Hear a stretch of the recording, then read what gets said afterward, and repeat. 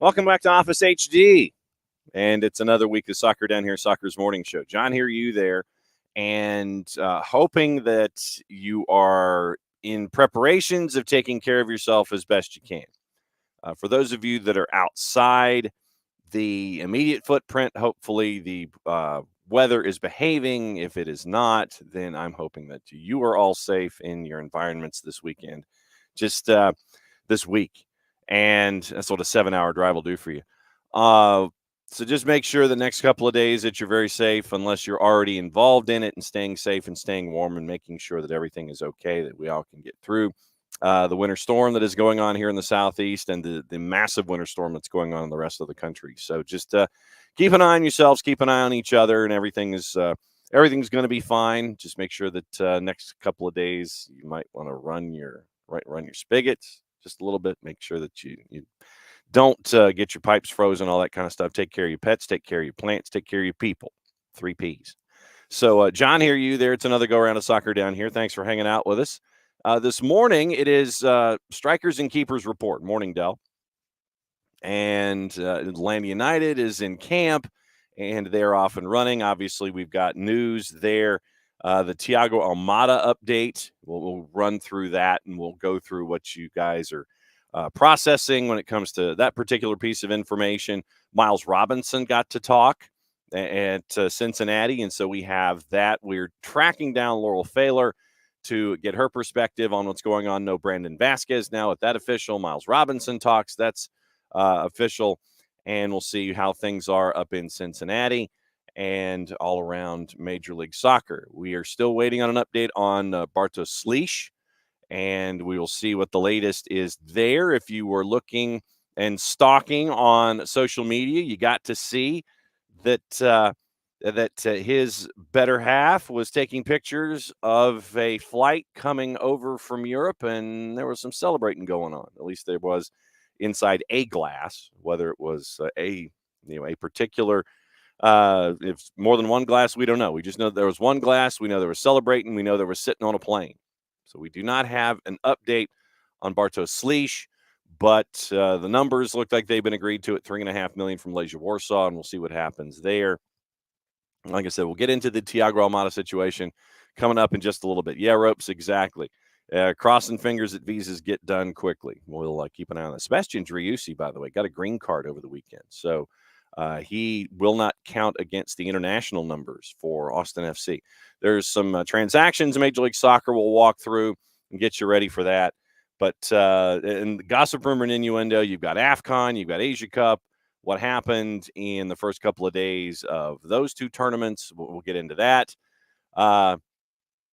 Michael in the turf, and Michael will get into that. Miles confirmed what he feared. Some players will choose not to have turf as their home field. That cost us players and money. That was Miles' thought. Don't know. I mean, this is a case, and Brad Gazan certainly didn't seem to have any issues with the turf. But it's Miles' choice, and I think that going forward, to Michael's point, asking the players individually, and this literally take this as a case-by-case basis, all right, was it a choice? Was it not a choice? And then, remembering also, and where Miles is concerned, if he is of a mindset that if, in his brain, with his analysis, with his analysts and his analysis and everything, all the empirical evidence that he pieced together, if he wants to play on grass, which really at times isn't forgiving, is as forgiving as turf and as climate controlled as turf is, that's Miles's choice. But I think that going forward, we probably should have in these free agent signings involving knee injuries and Achilles and things like that uh, you want to sit there and you choose a playing surface. So I think that going forward, we should have empirical evidence to see how many players, when they do change locales, when asked about this, say that's a contributing factor. So we know now what's up with Miles. That was part of his decision. And so Atlanta United offered a 4-year max with what they could do. And part of the deal with Miles, like I said, we'll go through it with what Laurel Pfahler caught up with Miles and found out, but we'll get into that in just a sec. Michael Ruiz in this morning about the fact that Tony Annan's Gamecocks, Tony Annan's Gamecocks. See, I was thinking soccer, but Michael's Gamecocks play UGA and men's hoops in Athens at 1:00 the same day, and this is coming up on the 3rd of February. Yes, so you've got men's basketball at 1. Same day, Atlanta United plays Memphis in a friendly at 3. So we'll get into that's good timing for those of you up in Athens. We don't quite know what SDH's plans are yet heading in that direction, but Atlanta United has said that the game will be streamed. So much like it was the last time they were up in Athens, we'll see what happens. We'll see what happens there with Memphis 901 and Stephen Glass and Atlanta United in Athens. So you've got that going on. Dell. Miles' story is sad for USA Soccer. He's playing it safe for playing time for the USA, and same with Berhalter's recommendations. Rich says, Rich Ransom, I do believe the theory Miles' beef with turf is playing turf after a serious injury. Dell's not a fan of players staying in the U.S. if they can go abroad. And so that's the early thoughts there. Like I said, we'll go through what Miles said. Laurel Pfahler was there, and we'll go through that discussion coming up in just a little bit. Obviously, like I said, we'll talk about Thiago Almada. There's rumors, there's signings domestically, internationally at 10:30. We'll have Prem and Proper, the review, and this is where Maddie and Drew drop in, and maybe we get Drew for more than just a parachute drop today because of the holiday. But we'll see what they have from their perspectives. Maddie obviously gets to talk about Newcastle and what happened with Manchester City, and Drew gets to talk about Manchester United for starters. So we'll talk about that. It was a half and half this week, half next week, and we'll process it all through at 10:30 with the two of them. And we're gonna have a little fun with them this morning. By the way, we'll have some fun with Maddie and Drew and Prem and Proper, the review. Say that 10 times fast. Was a poet, didn't know it. But I don't know if you saw it yesterday, but we are starting to get everything squared away with our high school season. And it would be really interesting to see how things lay out with the high school season. Last year, we ended up with a lot of different games as a part of the schedule across the board. And so we're piecing the schedule together this year where we will have more than one game a week on the network. And there might even be times where we have more than one game going on. And we have, we'll have the stuff to talk about with space. You might have to have multiple devices going on, but we'll talk about that as we get closer to the beginning of the high school season. But I guess we can go ahead and say that we have developed and we've come across our first announcement when it comes to our games of the week, and thanks to our friends at Johns Creek, we now have at least our first. Good morning, Abby. We now have our first announced game scheduled for the high school season.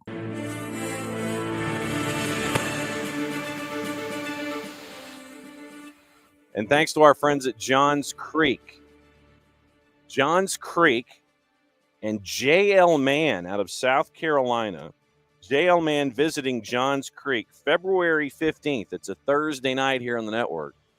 So that is the first game on the board. I mean, obviously, we're going to have a lot more games on the board, but this is the first one that has been announced. The team went ahead and it's like, yep, JL Man and Johns Creek.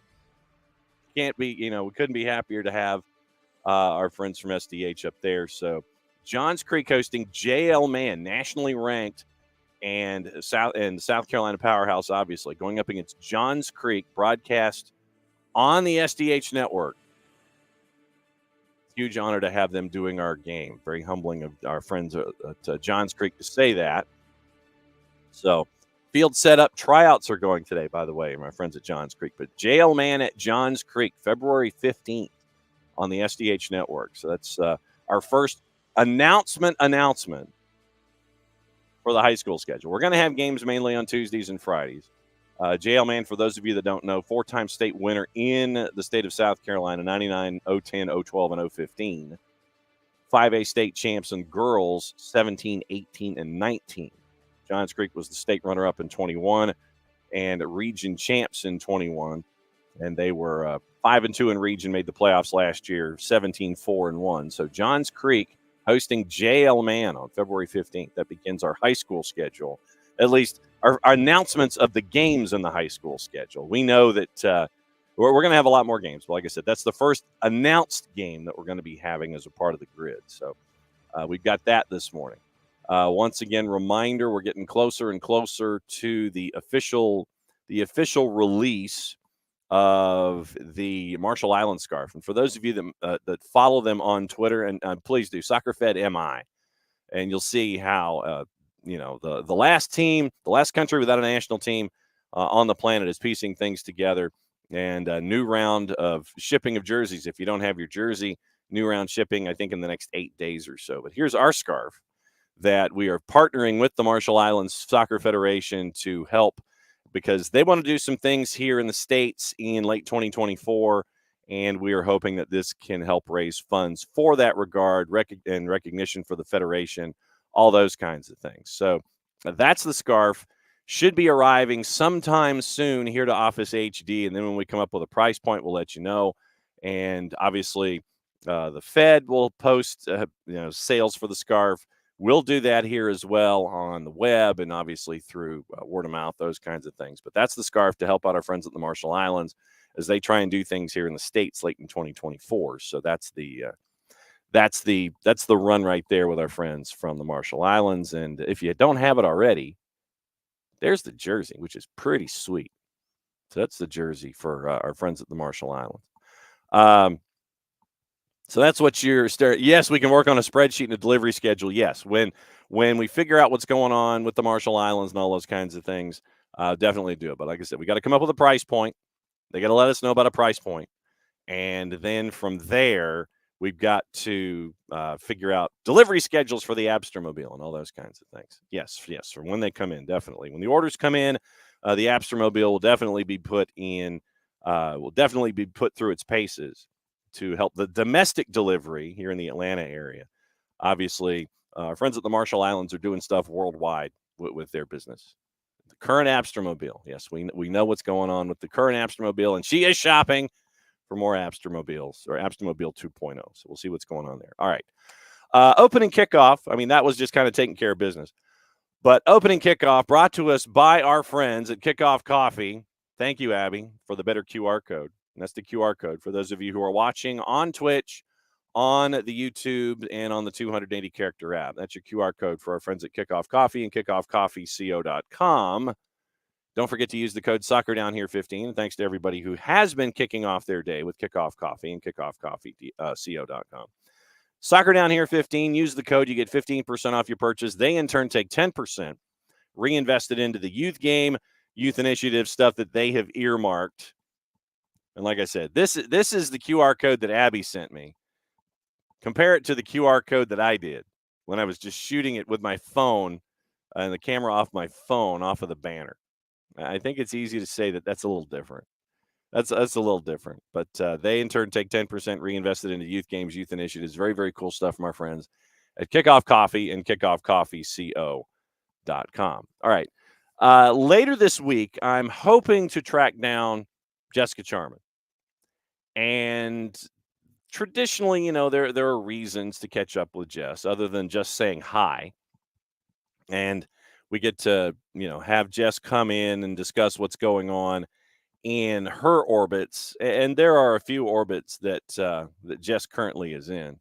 There's the orbit of being a fan. There's the orbit of being a commentator, winning awards up in Charlotte for all the hard work that she does.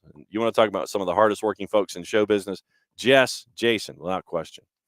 And the other part that I want to catch up with Jess about is being a fan. And I obviously, the next time that she's on, we'll talk Charlotte FC. We'll talk about For the Crown. Obviously, we'll do that. But when we have things happen like what happened this past weekend with her beloved Reading, it's concerning and it's disappointing, and it's I was going back and forth with Jess with what was going on, and for someone, I mean, think about what it would be like for your club to be in such financial mismanagement and have an owner that really, it's like, yeah, I want out, but you got to come up with a deal, and I'm not going to invest.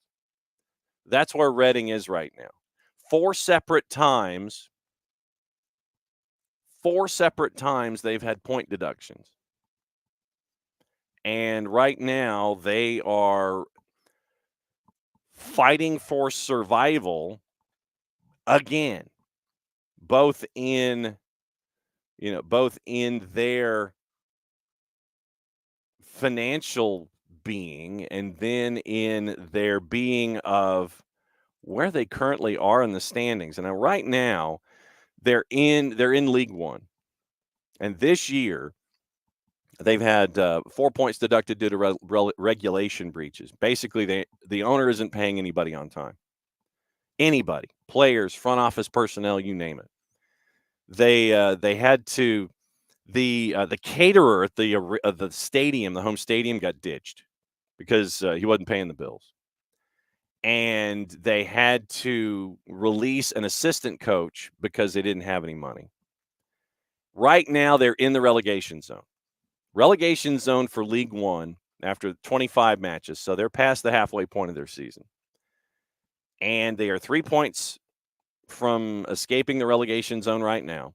I mean, they're 7-6-12. Under normal circumstances, they'd be in pretty decent shape. At 7-6-12, and they do things that go win, draw, loss in England when they set things up that way. So they would be, at 27, they'd be out of the relegation zone right now. Right now, they're in the relegation zone, and 4 teams get relegated from League One down to League Two. This past weekend, they had a match against Port Vale, and Port Vale is one of 5 teams at 30 points to show you just how crowded things are right now. When the match started, fans started throwing tennis balls, as they should. And it got to the point to where 1,000 fans charged the pitch. It was a pitch invasion and a protest. Play was stopped in the 16th minute of the match. And the Port Vale supporters actually applauded what the Reading supporters were doing. Standing on the field, wanting their owner gone. And this has been something that has been desired for a long time. 16th minute. They stand on the pitch. They want their owner gone. And manager Ruben Celis, we want to play football matches, but we also understand people's frustrations. They made their point together about what they want. It is their club for life, and they find ways to express their point. From my point of view, I'd prefer to play that game and win that game for them, but I also understand what they did. We've had discussions about this, the fan-led group, Sell Before We Die, DAI. Dai Young is the owner in Reading. Reading's majority shareholder since May of 2017. They want him to sell the club. And they're on the 280 character app, by the way. You can follow them, and I would recommend that you do. The group posted that they shouldn't be doing that. They should be enjoying the game. It was initially held up in the third minute when they started launching the tennis balls. After the pitch invasion, the center ref took the players into the dressing rooms. Supporters remained. Fans chanted slogans against the current ownership. Unveiled a banner in the center circle that said, "Football has an ownership problem." Some of the Reading supporters then, after they made their point, they went back into the stands. I mentioned the Port Vale fans supporting them and applauding them. But then some of them went back in and had a sit-in. EFL spokesperson, every effort was made to restart the game, but it became increasingly obvious that this would not be possible. We will now discuss the implications of this afternoon's events with the clubs. Obviously, it's going to get rescheduled at some point on a midweek. But Ruben Sellis warns that all such talk right now is pure speculation until the EFL have convened a panel to discuss the afternoon's events. Sellis says the EFL just canceled the game. They don't communicate anything right now. No direct conclusion. Last month, fans protested at the Houses of Parliament against this owner, following sanctions imposed by the EFL, including a transfer embargo over an unpaid tax bill. 16 points of deduction since November of 2021, including 4 in August, fourth from the bottom of the table. That's where you are right now with this club. And just when you think you might have heard everything, yesterday, the club accepted offers on 2 players, Tom Holmes and Nelson Abbey. Ruben Sellis said that offers for both defenders had been accepted. Speculation about both of the players obviously ran rampant before the game with Port Vale. The club accepted, and this is quoting the head coach, the club accepted 2 proposals for 2 of our players. One was left out of the starting lineup, having indicated he would prefer not to be picked, but the other chose to play. Promoted Premier League team Luton Town, who were in the same division as Reading last year, strongly linked with the 2 players. But the head coach refused to confirm exactly which clubs were involved, and that Chief Executive Dayong Pang has so far handled the matter. Here's the key. Sellis, the head coach, said he and head of football operations, Mark Bowen, were only consulted when the bids had been accepted. So basically, the chief executive right now is in the process of selling players to this troubled club that is in the relegation zone right now in the 3rd division of the English football pyramid. Chief executive is out selling players and then tells the DFO and the head coach, oh, by the way, we've sold these guys. Quote, I've been informed about the deals, but I was not involved at the very beginning. It is an extraordinary situation, but then my time at Reading has been a big learning for me. Remember, Ruben Sellis was a head coach at one point at Southampton. Could have a second successive relegation after 10 straight years in the championship. Following the relegation to League One, some of the team's most experienced players left. Then you get the EFL charging the club with failing to pay players on time. And the HMRC, and you never want those 4 letters attached to a club. That's the tax man. His Majesty's Revenue and Customs issued the Royals with a winding up petition over unpaid tax bills. That was staved off at like the 11th hour, and I mean like 11:59. Dayong basically said, okay, and then he finally paid. But the last 4 letters you, as a club in the pyramid in England, want to see are HMRC, His Majesty's Royal and Customs. That's the tax man. Tax man is undefeated. Right now, that's where Reading is. Reading continues to be in a pile of ish that is unmatched at the moment, and it's sad. fans protesting consistently. They've had a movement on social media about sell before we die DAI. And Jess has been on the show in the past. We talked about it. Like I said, I reached out to her with the protest. I want her to come back on to give the update about what's going on with Reading because it's important.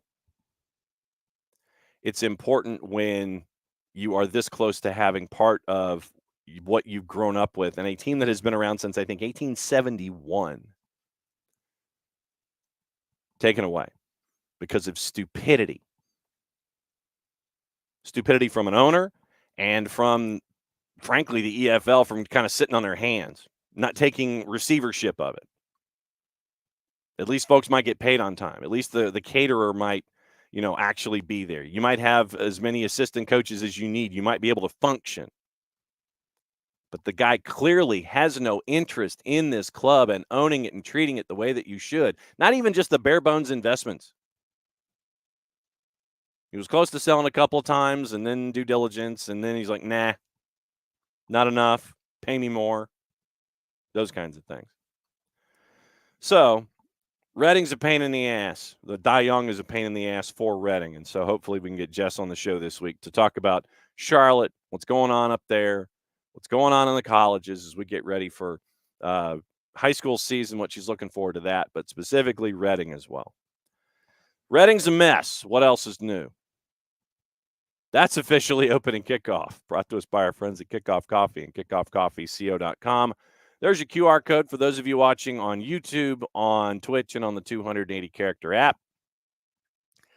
And don't forget to use the code SoccerDownHere15. You get 15% off your purchase. Then they, in turn, our friends at Kickoff Coffee, take 10% reinvested into youth games, youth initiatives. Very, very cool stuff from our friends at Kickoff Coffee and kickoffcoffeeco.com. All right. And I know that a lot of you have been getting into the discussion about what's going on with miles and turf and grass and all these kinds of things. Tom, for miles to go, he had to have an offer, or at least a decent offer. What PSV offered was less than a third of what he was getting from Cincy. We'll get into the discussion about this. Abby with an important question. Does anyone want to make a team for the soccer fundraiser at Topgolf? Looking forward to that on the 25th. It's 10 days away. And it's on Jason's Facebook. It's on my Facebook. It's on the SDH Facebook.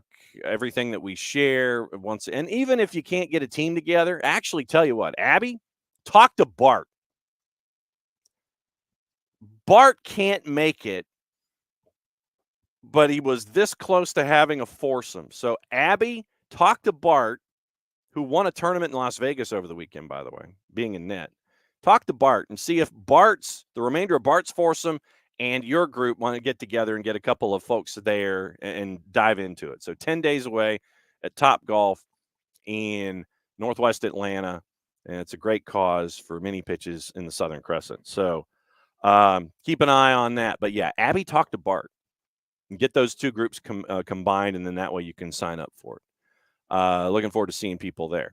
Tom wants to know, should the Sleege announcement be today? You would think, yeah, beginning of camp. Considering flying over, having a picture with some champagne, heading this way. So physicals were back on Saturday when the weather was a lot nicer. And strikers and keepers report today. And so we'll see how it is. But I would anticipate, with this being the first day of camp, that you would have your announcement. Because you want everybody, in under the tent for day one. Like I said, we'll get into more of that coming up in just a little bit. Emilio, no worries on the typos. I have issues with typing all day long. That is never a problem. Abby, back and forth with Michael. Kind of matter of fact, think he was making excuses, ready to go, wanted a shorter contract. Will. He's been thinking about it, love the moves that Atlanta United's made this offseason, feel like we've been making business less for flash and more for things that simply make sense to upgrade the spine. Will also wants to see a depth move at right back. Yes, maybe one more piece backing up the striker, but happy with the moves. Will, remember you still have Ronald Hernandez at the right, and you've also got Aiden Torres who is developing through the twos. And so Aiden Torres came in, was not intimidated by his surroundings at all in MLS Next Pro last year. So once again, seeing that growth that's there, I think you're okay at right back. I think you are. Backing up striker, we'll see what that looks like. See if there's anybody coming up, say, in the next 15 days. We'll see what happens. We'll see what happens with that. Tom, for miles to go. Yeah, so I clicked on that one already. Let's see. Rich Ransom pitch invasion protest could never happen in the U.S. Correct. Because of all the security that we have, they never could. So that's why you would have them outdoors or outside the facility here in the United States. Hutch wants to know if reading is the past tense of reading. I think it's just read or reddited, something like that. I think you're close. Tom, speaking of turf, I'm just going to hide my face here because this one is so big. I'm going to hide my face. Wait, there we go. Okay, speaking of turf, was having another discussion last night with someone about the grass for the World Cup. Everything I've heard said that FIFA's paying for the grass installation stadiums that need it, but one person in particular insists that that's not true. Also saw a few articles saying it's not true. Somebody's wrong, and I can't figure out who it is. Well, and I think, right now we've got a couple of years to figure it out. For these one-offs, Mercedes-Benz pays for the import and the export as a part of the overhead for the event. Now, I'm sure that if it's a no or a yes right now, Tom, with everything that we're looking at, it wouldn't surprise me if it ended up being something in the middle. Yeah, we'll help you out. Yeah, we'll help you out a little bit. So we'll see what happens. Abby, unsure, thinks it was up to the stadium to have turf installed to satisfy the requirement of FIFA. I can't see FIFA paying for the turf since they're the ones bringing the tournament. And it might be part of your investment. Then it can't be up to the stadiums. They want to host games. And by the way, it's back in Los Angeles. Apparently, SoFi is back on the list, back on the nice list for 26. So we'll see what happens there. Will, vetting ownership should be done. Disappointing seeing the lifeblood of a town being yanked. See Barry and take it away. Exactly. Michael, speaking of Reading in League One, did you see? Yeah, I saw Donovan Pines sign with Barnsley. That will be interesting. I would not have complained had Donovan Pines been a part of the backline signings for Atlanta United. But Donovan Pines going to Barnsley, I think that's an interesting pickup. So we'll see what happens. We'll see what happens there with that. So we'll see what happens. Michael, convinced that Wrexham, if they are promoted, will sign an American and/or MLS players when promoted. Right now, Wrexham, I think, is in the automatic promotion spots in League Two. Yes, they are second right now in League Two. And they have, let's see, they got 20 matches to go in the regular season. Right now, they're 2 points out of first. Right now, it is Stockport County, Wrexham, and Mansfield Town. You're 1, 2, and you're 3. But that is you've got the top 4 teams. The top 3 are automatically promoted to League One. The team currently in 4th is only a point out of that automatic promotion. You've got in the 4 through 7, they play 4 plays 7, 5 plays 6. Those winners play, and then that team that survives 4 through 7 goes into League One.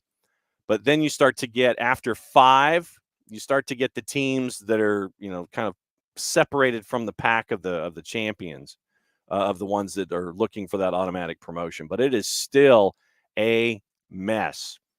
Troy Deeney right now is in charge of Forest Green Rovers, and they're having a bit of a problem right now in League Two. But there's a lot of teams and a little space in all of these runs. My Dons from AFC Wimbledon, who lost to Wrexham on the weekend, right now they're in 10th, but they're 3 points out of the playoff. When Wrexham won last year, I was thinking that they could get promoted out of League Two. With the approach that they had, the financials that were there in place, I figured that they could get promoted out of League Two, that they would either win their way in an automatic spot or get through a playoff. I figured they had the personnel to do that. When they go to League One, that's when I think the the business has to pick up for Wrexham to another level. And I think that's why they're trying to get the stadium end finished and get more revenue in that way. But League One, I think, will be the challenge for our friends Ryan and Rob. Getting out of League Two, I think they could do that. And right now they're proving that they can. Then you get to League One. That's when I think business picks up for them and the challenges increase that much more to try to get out of League One and get into the championship and then try to figure out what they want to do from there. I think that League One might take them a couple of years. Might be a bit of an interesting call. But I think see now this would be interesting. Who feel like Ross all of a sudden. Who do you think they would be going for out of Major League Soccer or American? Who would work at Wrexham? We'll put that on the board. Who would work at Wrexham? That would be interesting. Who do you think would go? That'd be an interesting call. Will, find it hard to get attached to Wrexham. So many other great stories now in non-league, lower league that don't get mentioned because of Ryan Reynolds. Not like they were true underdog last year, largest payroll non-league. Right. And that's what's beautiful about it. The stories. Absolutely. Abby, everybody in, but without visas may not be able to kick a ball. Michael, heard somewhere that Eric Lopez will be the buyout this year. Let's check and see where folks are when it comes to our friends and their contract situation. So Atlanta United has a squad of 26 and a total market value of 56.3 million euro at present. So, all right, roster. Let's go detail and see who we have under contract. Okay. Well, let's go contract. All right. Players that were drafted in the Super Draft. You've got the homegrown deals, all the youngins. Okay, 24s. Westberg, Gazan, Dax McCarty in. Jamal Chiade, who is here for another year. Ronald Hernandez is here for another year. Santi Sosa, who has been loaned out. Nothing officially official yet, but we're getting there with Rossing. Aiden McFadden, who was loaned out to Memphis 901. Efren Morales with the twos, who was loaned out. Jay Fortune, Derek Williams, Brooks Lennon. And now you're into the 25s. 25. So the 24s look like you're in pretty decent shape. 25, this is December 31st of 2025. End of next calendar year. Derek Williams, Brooks Lennon, Derek Etienne Jr., Thiago Almada, Mosqueda, Wiley. End of 26, Gigi, Saba, Muyumba, Luis Abram, and Nick Firmino. Eric Lopez is not under contract with Atlanta United, according to our friends at Transfermarkt. What is Atlanta doing for preseason? Thank you, Will, for jumping in on that one. It is Birmingham on the 27th, Memphis 901 and Athens on the 3rd. Then you've got some down in Florida behind closed doors. They're playing Tampa and another couple. 2 in Tampa and then 1 in Miami versus Sporting. And Abby doing the public service. Yeah, Dell, I'm a member of the Don's Trust. It is I have membership in a couple of different trusts and a couple of different sections of the pyramid. Modaflow will tell you about Swan's Trust at Swansea, Portsmouth, and AFC Wimbledon and Scunthorpe United. And I was thinking it was going to be great where I would have membership in a trust in each level of the pyramid in England. Then damn Pro Rail got in the way. And bad ownership. Just ask me about Scunthorpe United and what's been going on there. At least this year, they finally have some stability, looking like they might be promoted out of their National League. Rich, Wrexham will do everything to Americanize the team, but sign an American. American soccer fans hate nothing more than an American playing in Europe. How are we looking with international spots? Let's see where we are with international slots. I think we're in decent shape. Let's see. We'll do where we are with international spots right now and see who has what and who has how many as we workshop this morning. All right, Atlanta,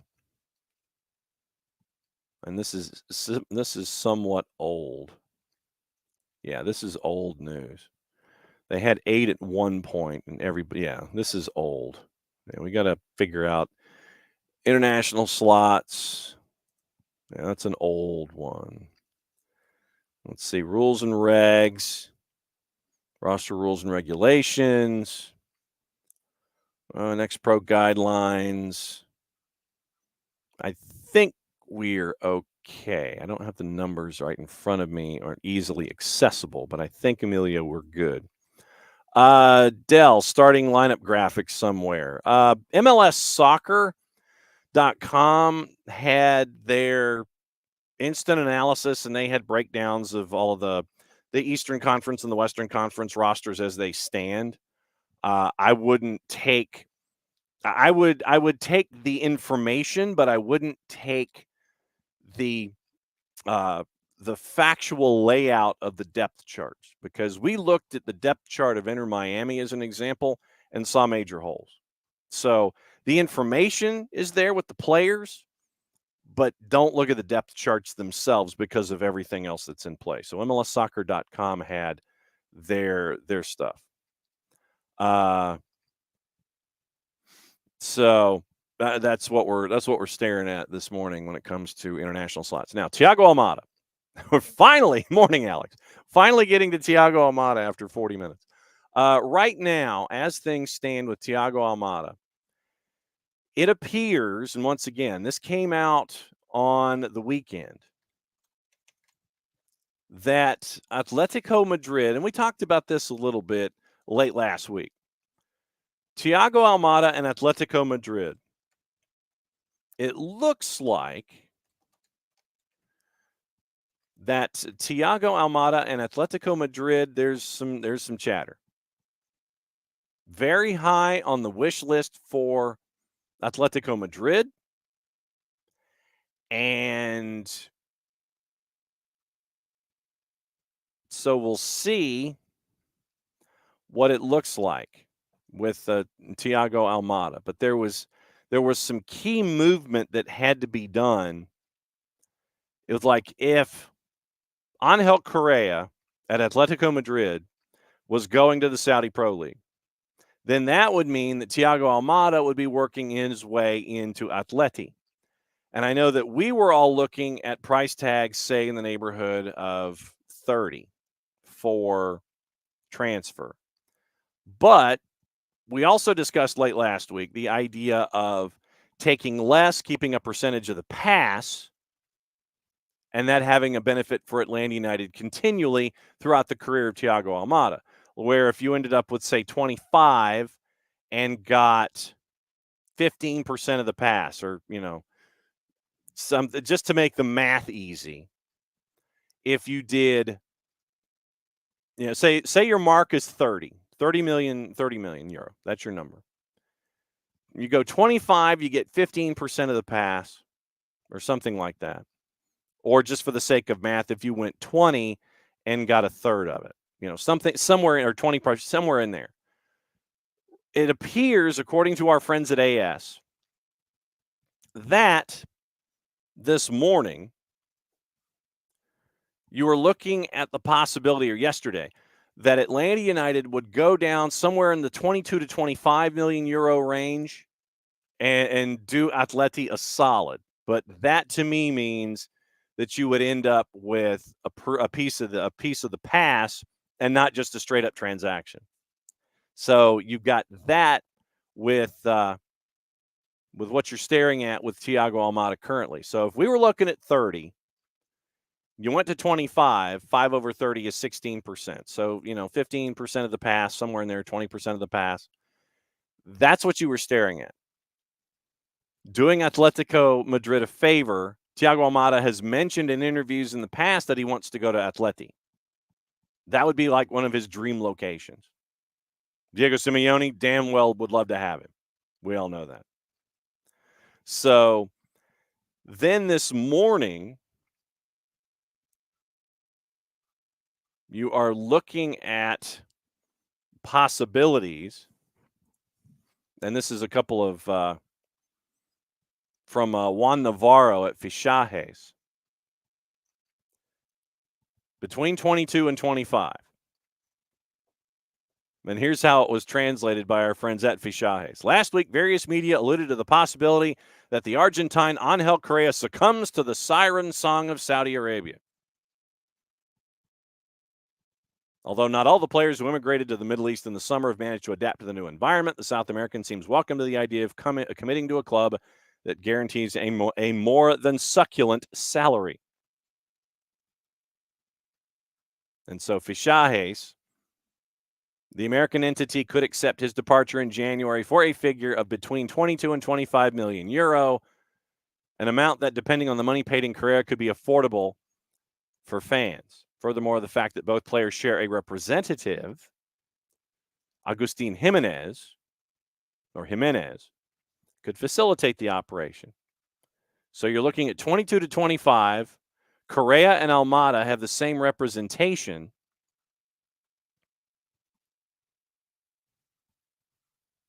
And that's what you could possibly have going forward. But there is talk this morning, and once again, this is from folks who are looking at, and you're staring at folks who don't have a whole lot of Twitter followers. With Atletico Madrid, they're saying that with other signings that the Almada signing would not happen. But once again, as we always say, this time of year, look at the number of followers on the accounts. Check your followers, check your sourcing, check all of these things. Because if some dude with like 800 followers is saying that no, it ain't happening, and he's not attributing it to anybody else, that's the beauty of January. We always have to sit there and look at our sourcing. Mundo Deportivo, once again, reinforcing the notion of Thiago Almada to Atletico Madrid. The fact of having similar characteristics has led his agent, Agustin Jimenez, the same one from the Colchonero, to offer his agent to represent Atletico. No qualms about publicly admitting that he would like to join the team by Diego Simeone, and they posted the interview from February 13th. That they reposted the interview that he did on Olé. Quick questionnaire when they asked him which team he'd like to play for. Didn't hesitate when he said Atletico Madrid. Angel Correa to Al Ittihad would be the trigger for all of this. Made a $10 million euro offer. Contract through 2026.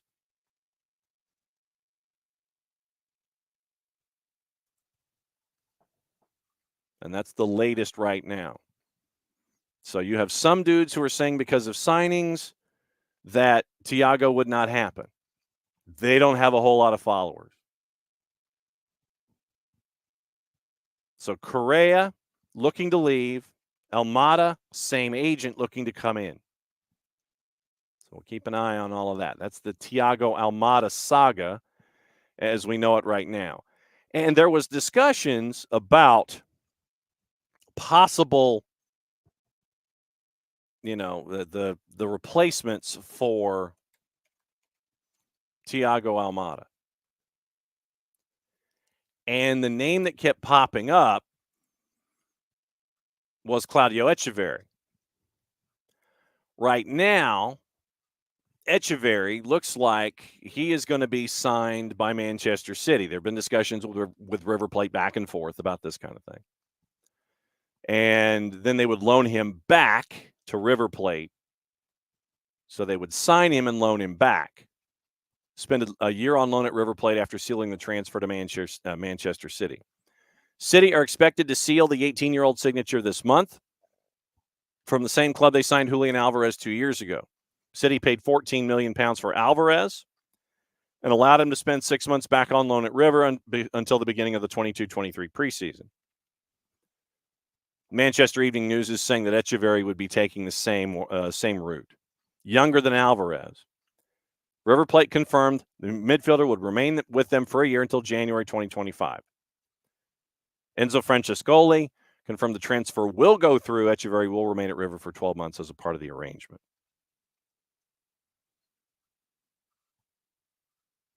So that's a good deal for River Plate economically. But Echeverry was the first name that was mentioned as a possible replacement for Thiago Almada if Thiago Almada was to leave. And the biggest issue with that is making sure that if Thiago Almada leaves, that you have the replacement in, you have a full training camp to make it happen, and everybody gets acclimated with one another.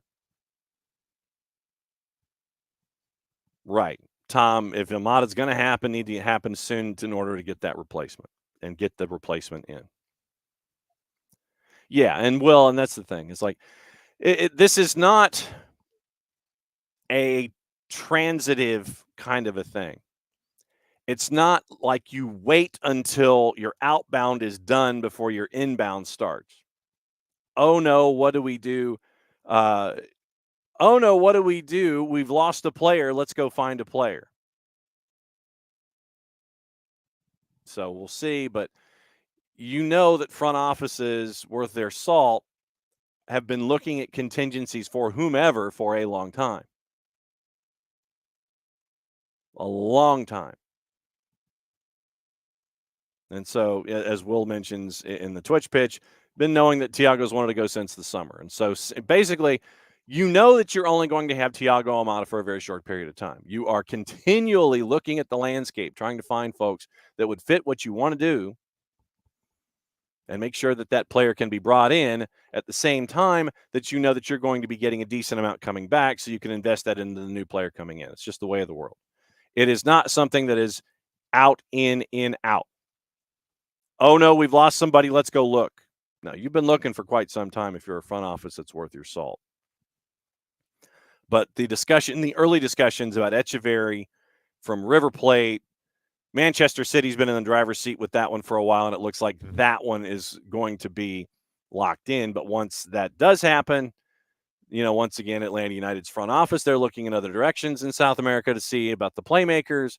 We'll see what happens from there. So that is where we are at Thiago Almada. The number could go down to 22 to 25, doing Atletico Madrid a solid. It's like, yeah, bro, we got your back. You're doing well by the player. You're doing well by the club. Your reputation increases and it expands internationally. Yeah, we dealt with Atlanta United before. They were cool. So that word gets into La Liga. And for an MLS player to go into La Liga, it's big. This is big. Should this go down, Correa leaves, Almada comes in, that's big. For an MLS player in general to go play in La Liga is big. But for an Atlanta United player possibly to go to Atletico Madrid, I mean, we all thought when Miguel Almiron was purchased by Newcastle that was a big deal. It is. Still is. But now, being in the same discussions, in the same room, sitting at the same table with Atletico Madrid, that's not a bad environment to be in either. So Atlanta United continues to make these inroads. Front office continues to make these transactions and have folks that they can bring in and improve and be seen on the world landscape and possibly move on to La Liga. I mean, MLS to La Liga, great. Now, not on a loan like Carlos Vela and Real Sociedad. We'll get into him in a second.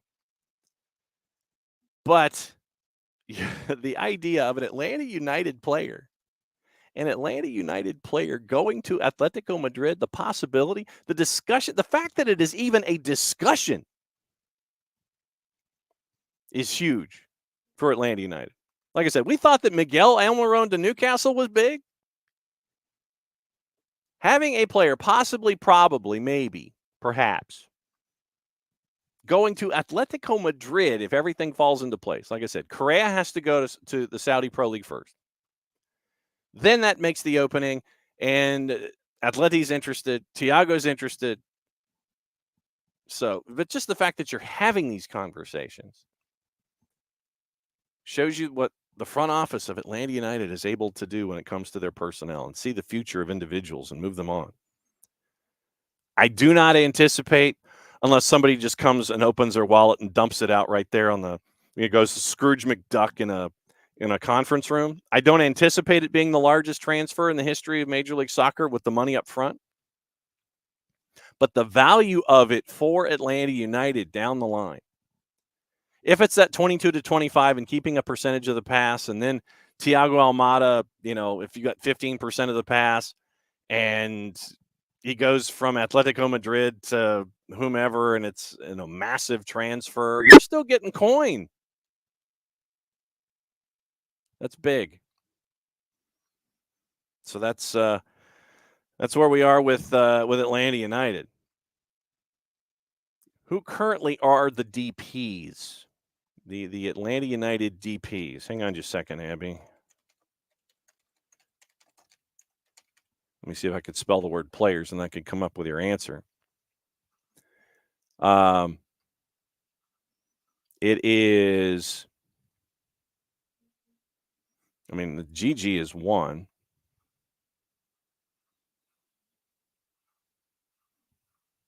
And right now, Saba is a DP, but he can be bought down.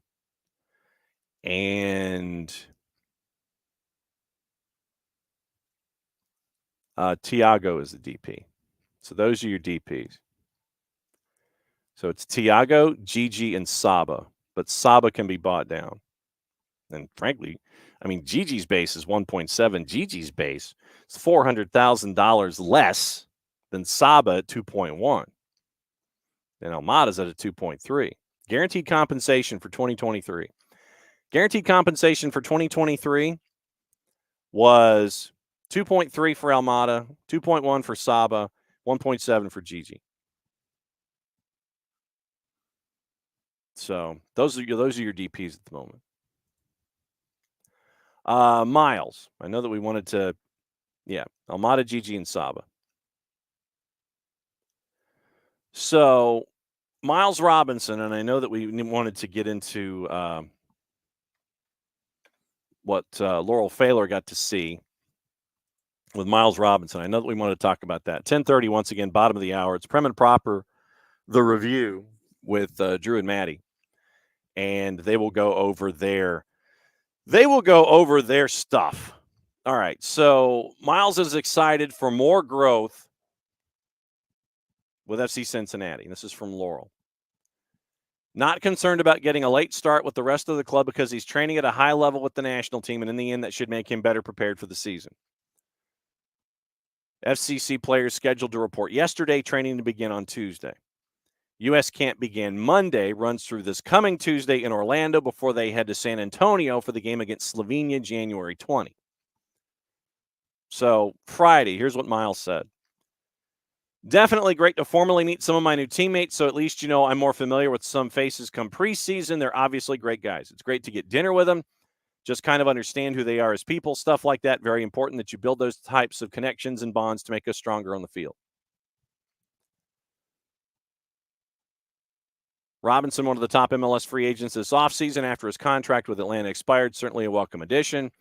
Not only the most capped player on a young USMNT camp roster this month, voted by his peers as the best 1v1 defender in the league, according to a poll by the MLSPA.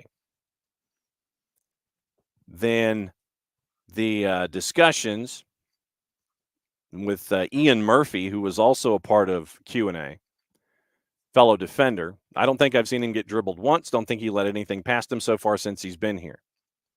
Roman Celentano says he looks like the real deal, the complete package. Everything been hyped from seeing it with my own eyes. I can vouch, really excited for him to be a part of the back line. Robinson had other options as a free agent. both in the league and abroad. However, after reviewing all his choices, he felt like Cincinnati had the most to offer him professionally and personally. Gave him a more personal tour and a recruiting visit the first day of free agency, December 13. That was enough to sell him on the Queen City. Agreed to terms right before Christmas, signing a one-year deal with a club option for 2025. Announced January 3rd.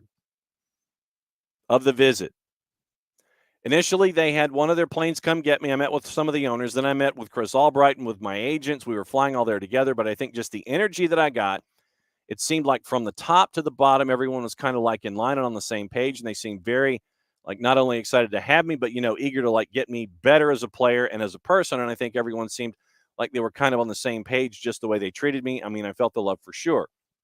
I mean, I definitely felt. Definitely the fact that I was a free agent, there were other options available. So I had to definitely do my due diligence with every other club, whether it be domestic or abroad.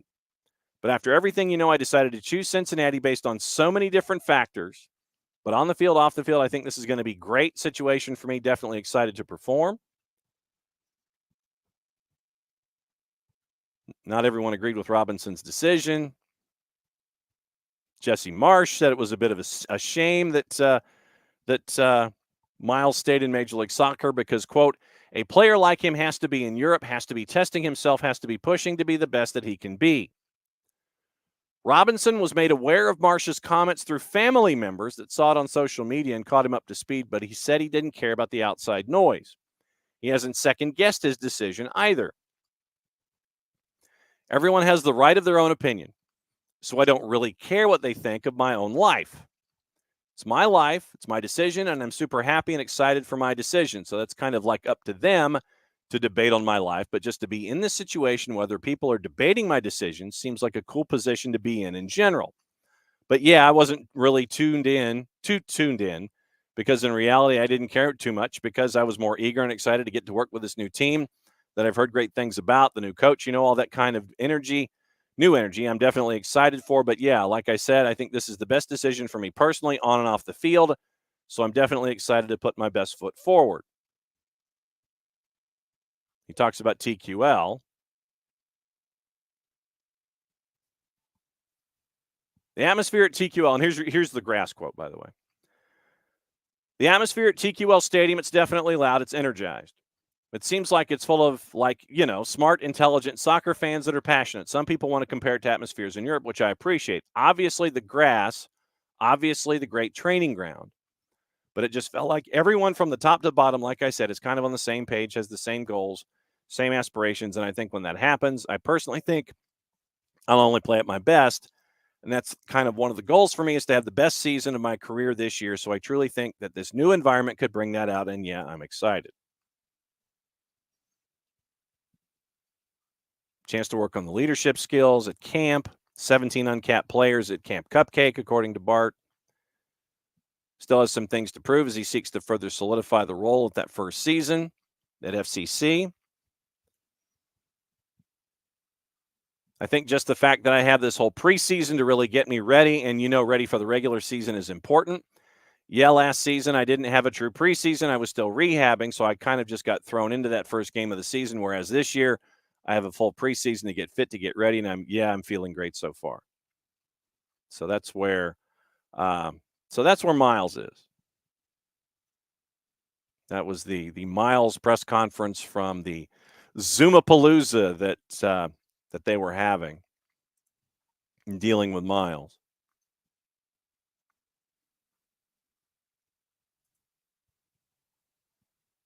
Tom about contingencies. Definitely have contingencies in place, but later in the window, the harder it is to make them happen. Although there's another side of this which says the summer window is better to sign someone since European leagues are off. If Almada went now, we'd have to try to make do and stay in the race somewhat until summer when prospects are better. Oh, Michael. Oh, cool. Thank you, Michael. Michael was keeping an eye on Office HD, and he made sure. All right. Sidebar. I got to call a sidebar here. All right. When you go on vacation, how many of you, and I mean, this is like we were gone from Office HD for a week. How many of you have conversations with the folks that deliver the mail on a daily basis? at varying times. And you tell them, look, I need you to hold my mail. You sit there, you're gone for a week. How many of you tell the Postal Service to hold it? How many of you have friends come by and get it every day or every 2 days and sit there and hang on to everything, and so you're in good shape? We decided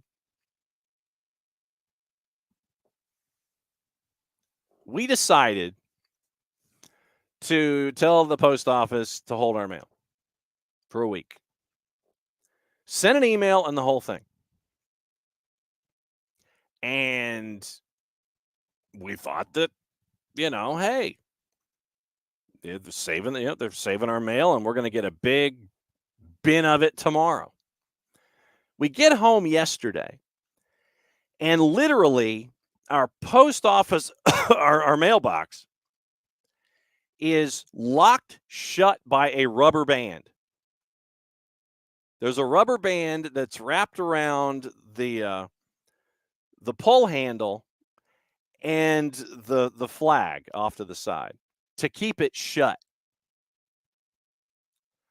Apparently, sending an email to the post office and them acknowledging the fact that they were supposed to hold our mail doesn't mean they're going to hold your mail.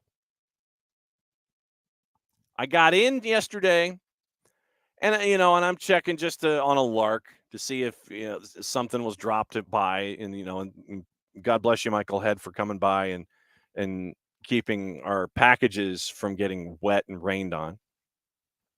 But I go to our mailbox, and it is jammed with mail, and I don't know how many days worth of mail it is.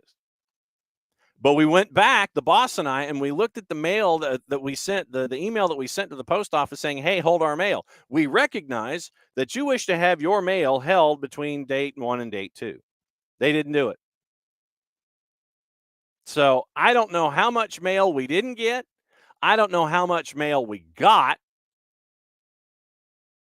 Michael Head doing yeoman's work, a five iron away from here, coming by and picking up packages so they wouldn't get weather torn.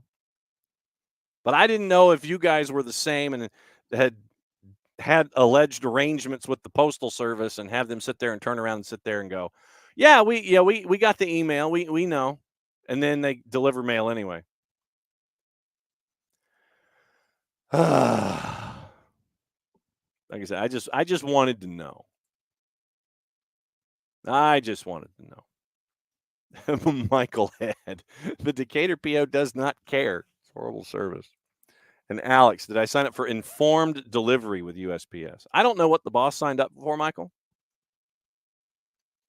But, like I said, I don't know what the date was, but the boss, it's like, okay, 6 through 16 or whatever it was. These dates, we're not here. Don't deliver mail. And sure enough, they delivered mail. Yeah, see, and Emilio says that we put an end date a few days after the return date to make sure. And Hutch has a point. My next door neighbors compensate me with fresh shrimp for collecting their mail while they're gone. See, Michael left without me, and Michael brought it by, and I was going to ask him. And so, Michael, now that you're back, do you want an autographed copy of Book 6? Do you want an American City scarf? What do you want for a grand thank you for keeping an eye on stuff that was on our front stoop? Let me know. So like I said, I got copies of Book 6. I can sign one over for you, and you can read it, and it's a personalized copy. That I can do. We got the we got Atlanta's American Soccer City scarves. We got those. Let me know what you're missing. So I can give you one of those as a thank you, for a high and hearty thank you for helping out. Prem and Proper, the review coming up in about 15 minutes. Gossip, rumor, innuendo, who's signed, who's done what? All right. Did you see this rumor? Alex, public service. Sign up for informed delivery. Well, that's cool. I can do that. Did you see this one? Where apparently, possibly, probably, it could be that Carlos Vela could be going across town. he could be going to the LA Galaxy because this wouldn't be fun. Carlos Vela across town. There are folks that are, that do like the newsletters and things, and um, you saw this yesterday, and I'm like, really? Seriously? Oh, and once again, Carlos Vela. No, sorry, Pity Martinez suffered a knee injury yesterday, so obviously thinking about that man. But yeah, Carlos Vela to LA Galaxy. Sure, why not? Let it happen. Why the hell not? That would be awesome. I don't know if if how much credence there is. Thank you, Alex. Once again, doing the Lord's work. But Carlos Vela to the LA Galaxy. Christian Moraes, Brazilian journalist who works for Territorio MLS. And they've got, like 5,000 followers. So once again, keep this information as you would. But Christian Moraes yesterday on his account, referencing Thiago Brandao, once again from Territorio MLS. Here's how Thiago Brandao referenced it. Exclusive madness in LA.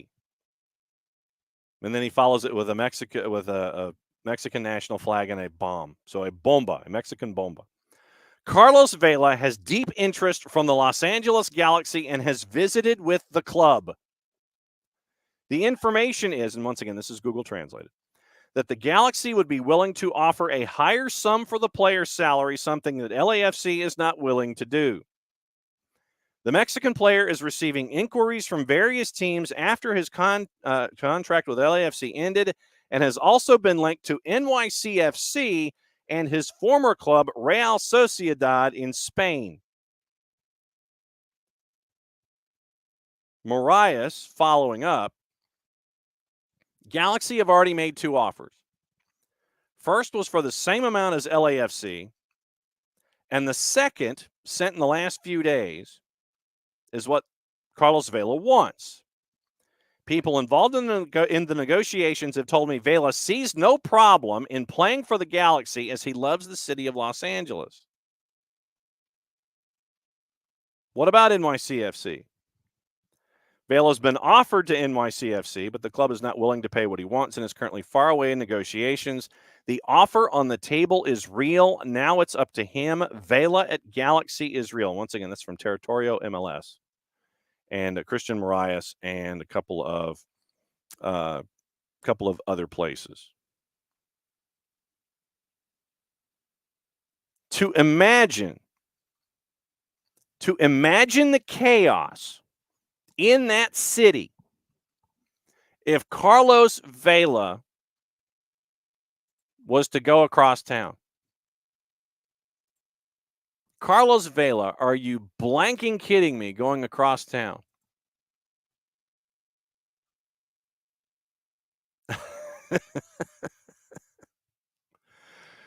Rich, if Vela moves to the Galaxy,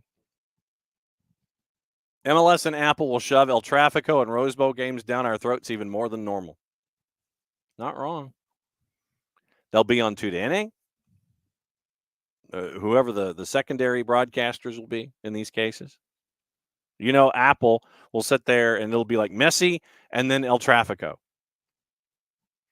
Messi and El Tráfico in that order on the website. And it will be that chaotic. It'll be fun, but it'll be that chaotic. Because anytime, any chance that folks get to sit there and wear the opponent's, literally wear the in-town opponent jersey I mean, this isn't like. I mean, this is not like Joe Namath and the Rams or Johnny Unitas and the Chargers or any like Dale Murphy and the Rockies or the Phillies or anything like that. But could you? I mean, just for the sheer chaos factor, let it happen. Let it happen, man. Sure, why the hell not? At this point, why the hell not? If LAG wants to pay the man, pay the man. I love Los Angeles. I'll play with the Galaxy. As the Galaxy, apparently they have a war chest of about $25 million. College football, by the way, Jalen Milroe has entered the portal at Alabama. Since Will Rogers was coming from Mississippi State to Washington and has now followed Caleb DeBoer to Tuscaloosa. Jalen Milroe has now entered the portal. How about that fourth quarterback, UGA?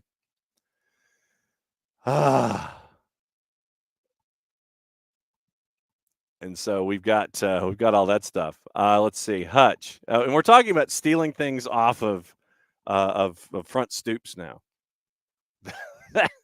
Michael, thank you. Hutch, Vela's like a candle in the wind right now. Yeah, and that's true. I mean, he ain't the same dude, and he ain't gonna play no defense. But yeah, Carlos Vela, he'll be locked in. Rich, if Vela does go to NYC, Red Bull will magically have direct deposit from Apple in their account to go after a superstar for the Derby.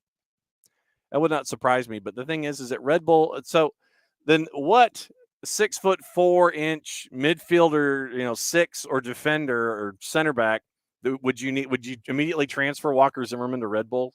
Because Red Bulls aren't going to do anything offensively.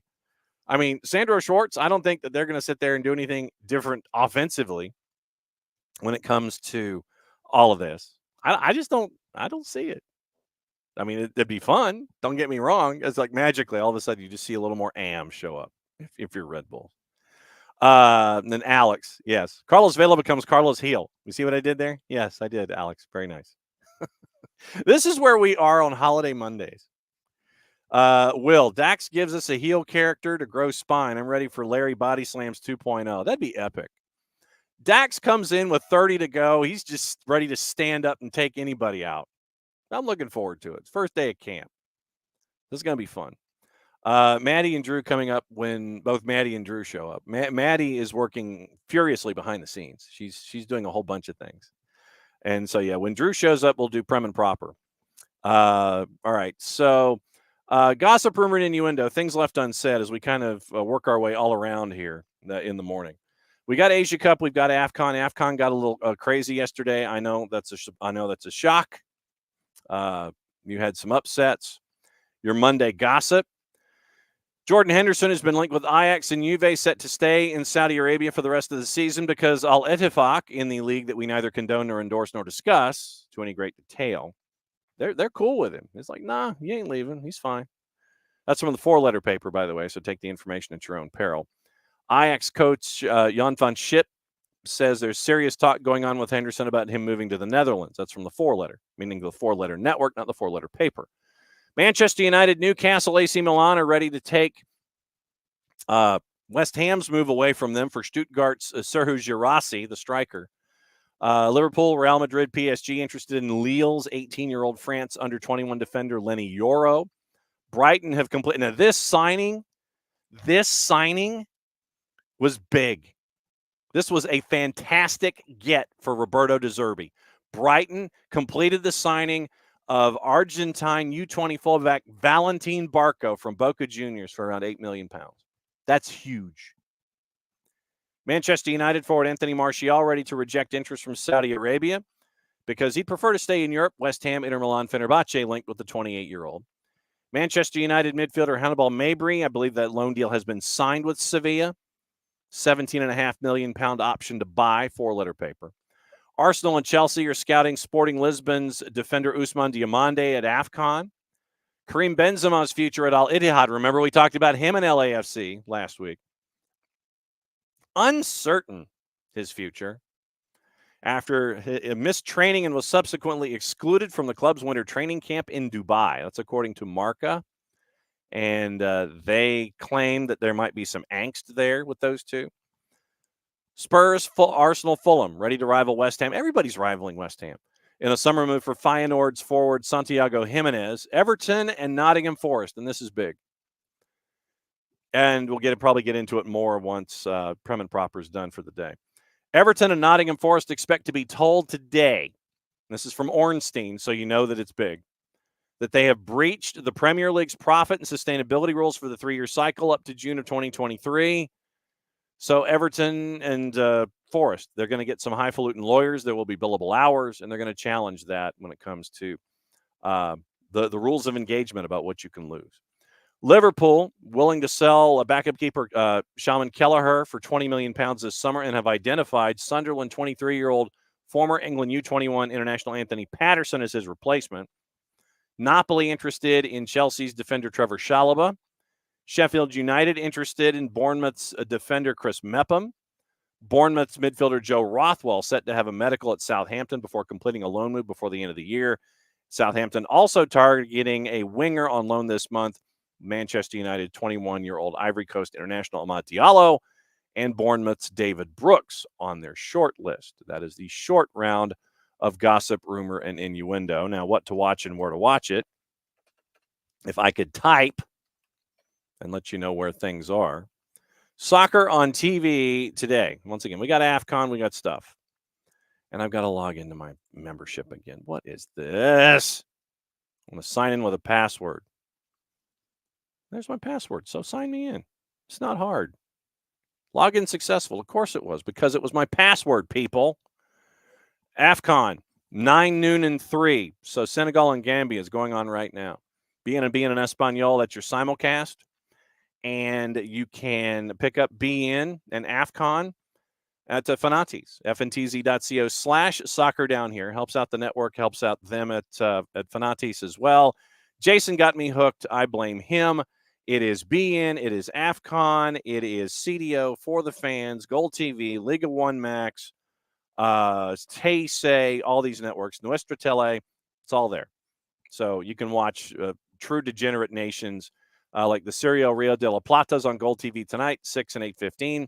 On the Plus, English League One, Derby County and Burton Albion's at 3. South Korea and Bahrain was on Golasso Network this morning, so we missed that one. Indonesia and Iraq is going on right now in the Asian Cup on Paramount Plus. Malaysia, Jordan at 12:30. Serie A at Atlanta and Frosinone at 2:45. That is also on Paramount Plus. Rich, what are you sending me? Jan van Schip, I believe is what I said, Ropes. Jan van Schip. Don't you say that I was saying things. Yeah, Brendan Craig. Jose Roberto Nunez. I saw this. Brendan Craig, currently on trial at Everton, the 19-year-old. He is a trial with the potential of a permanent move, and they're going to need those kind of individuals that might not necessarily be the most expensive on the board. So we'll keep an eye on all of that. It's 28 after. Tell you what. Okay. Oh, that's right. We got to do all of the MLS-y stuff too. And so, Maddie doing the Lord's work when it comes to production. She's sending me things that I need to talk about because, well, I need to talk about them. Otherwise, she wouldn't send them. The rundown of folks and stuff in the news. Actually, tell you what, I'll save the news for later. Since Drew is here, and it is that time for Prem and Proper, the review. And we're going to do things a little differently today as I bring both Maddie and Drew in for a Monday. What I have decided to start the show with, and we always believe in chivalry, so it's going to be ladies first, is we're going to do a little Sadie Hawkins here. So that means that y'all have questions about each other's teams, and you give them to each other, and then we'll talk about the rest of the league. So the way this works, to start things off on a Monday, is that Maddie will have a question for Drew about Manchester United, and then Drew, in turn, will have a question about Newcastle for Maddie. So we'll figure we'll start things off that way, since it was a half-and-half weekend, 5 matches, and then 5 matches coming up soon. So, Maddie, in the interest of chivalry, See, now Drew's getting ready. Drew's like he's getting the shoulders ready. He's bowing up a little bit. You know, he's trying to get all squared away and perfect posture and everything. So Maddie, with a question for Drew about his beloved Manchester United. Maddie, please go. Absolutely. Well, first of all, hey everybody. So sorry I missed Prim and Proper on Friday. Was doing a whole bunch of things with KSU, which was fun. Working hard, working 9 to 5. But anyway, I think just with the way the Man United game played out, obviously you guys had the lead twice, and yet they were able to come back and do that. I guess my question for you is, what adjustments on Man United, what adjustments on defense need to be made going into these future games? Like how do you think they should adapt to getting better at that defensive end down there? Well, I'm glad you asked that, because it's been the second goal that was scored at the beginning of the second half by Betancourt has been the Achilles heel for United all season long. They're called cutback goals, to where there is a free roaming midfielder from the opposing team all alone inside the 18. And we saw it yesterday with Betancourt again. And I'm going to, something that I don't really like to do, but I'm going to do it. I'm going to go with there's been a lot of injuries. And we saw in the second half yesterday, Lisandro Martinez enter the game. He's been out since September. He is 100% healthy. And if you watched his little cameo, there was enough for me to see that the difference maker is back. Casemiro on the bench, who is going to – one thing about the midfield, I love Eriksen, but he is a huge liability off the ball, just like Scott McTominay. And we saw Eriksen was the man marking Betancourt, who allowed him to just roam free into that midfield or into the 18-yard box all alone. I think the appearance and the comeback of the healthy Casemiro, who I think will be in that midfield with Mainu and Bruno come the next game, and Lisandro Martinez and Varane getting that camaraderie back together. And remember, Luke Shaw's still injured, and you've got Dalot and you got Wan-Bissaka flip-flopping that left side and that right side.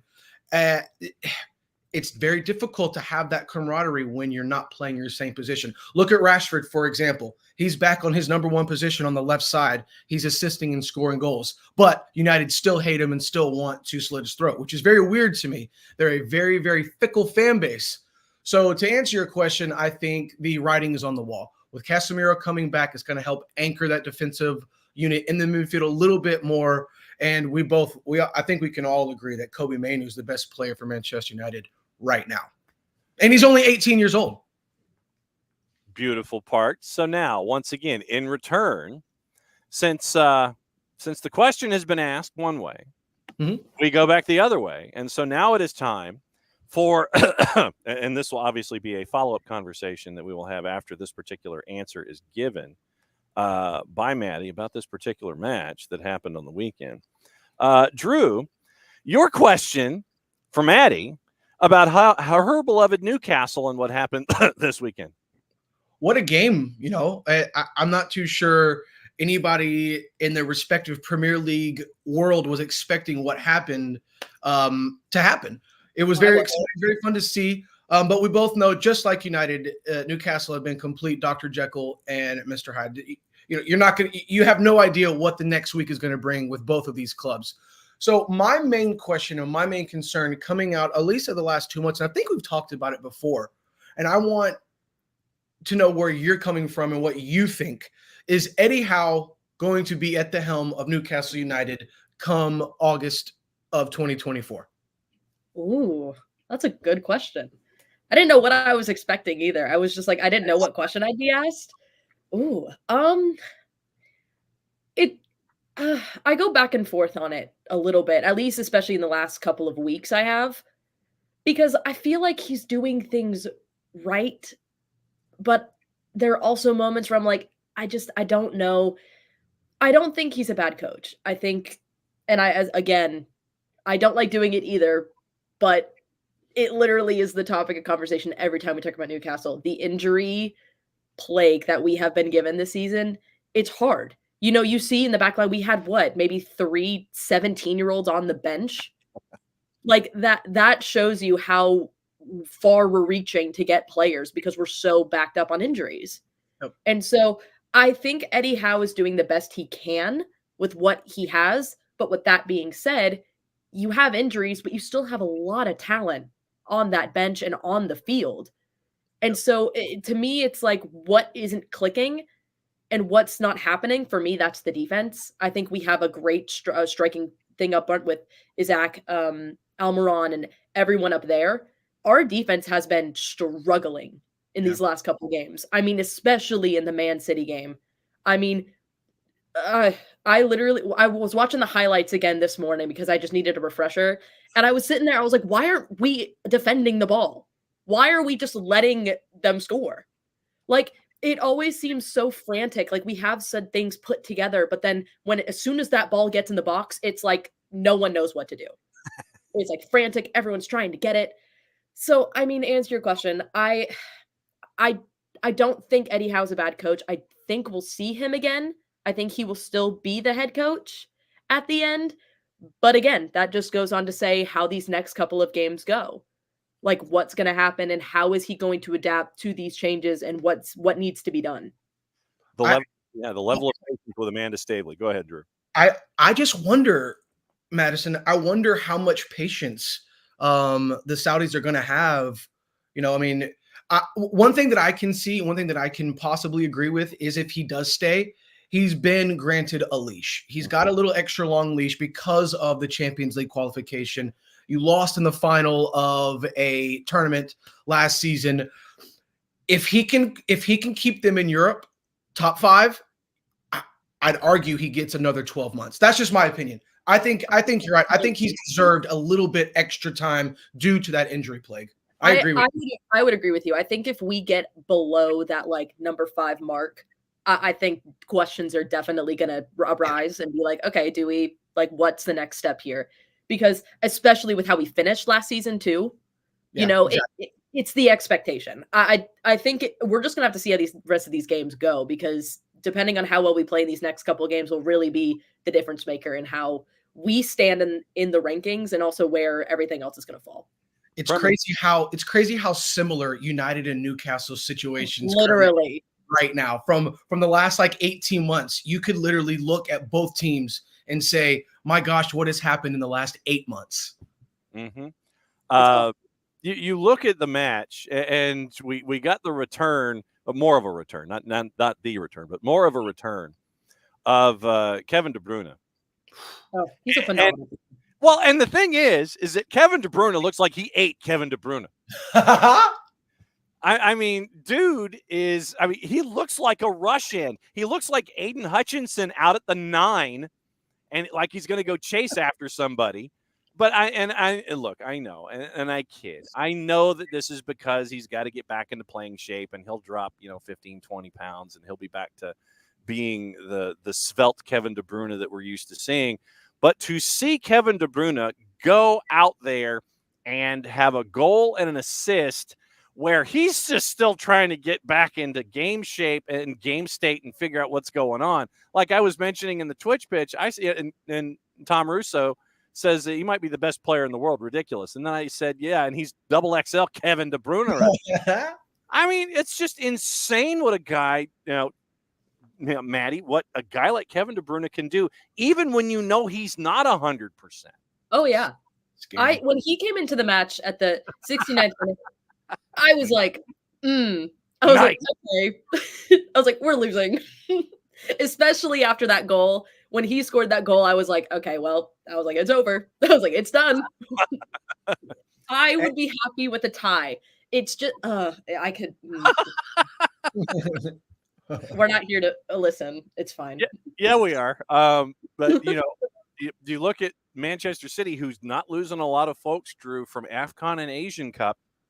Wolves lose Chan because he's at Asian Cup. Spurs don't have Yeon-min Son because he's at Asian Cup. AFCON and Mo Salah as an example. Manchester City is staying about as tight a roster as you get. Yeah. They don't have folks that are leaving to go to tournaments in Africa and Asia right now, this could be that time where you get to see them make that jump. As we sit there saying, yeah, they're going to make a jump to the top, like it's something that, something completely, totally unexpected. But because of the folks that they've got and they don't lose, they should be more well off. I speak English goodly on a Monday. They should be better off on in the January elements because of not losing folks. Well, absolutely. And one thing that is kind of exciting about the KDB comeback factor is that it's like a new signing. They played all season without him, and they remained in the top 4 race, which is, nothing new for a Pep Guardiola team. But Pep is a mastermind. The way that he manipulated that game yesterday by putting KDB in, it's a ballsy move, man. It really is, because like you said, he's still trying to find himself, and Newcastle being the team that, whether or not Newcastle's Dr. Jekyll and Mr. Hyde, when they're on, they're very hard to beat.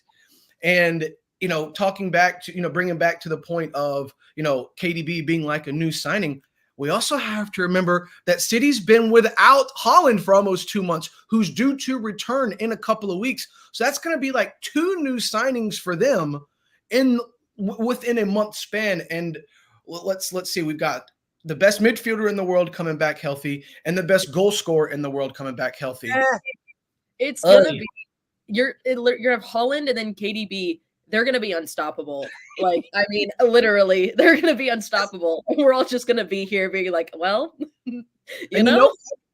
Pep is just licking his chops. He just can't wait for this to show, like, we still got it. And we don't even know what moves they're going to make this month for in the transfer window. Same with Newcastle. That was going to be my next question for you, but I stuck with Eddie Howe. But it's one of my most favorite times of the season, because we don't know what the teams are going to be come February because of the transfer window. It's just very exciting. I love it. I'm excited to see what happens. How many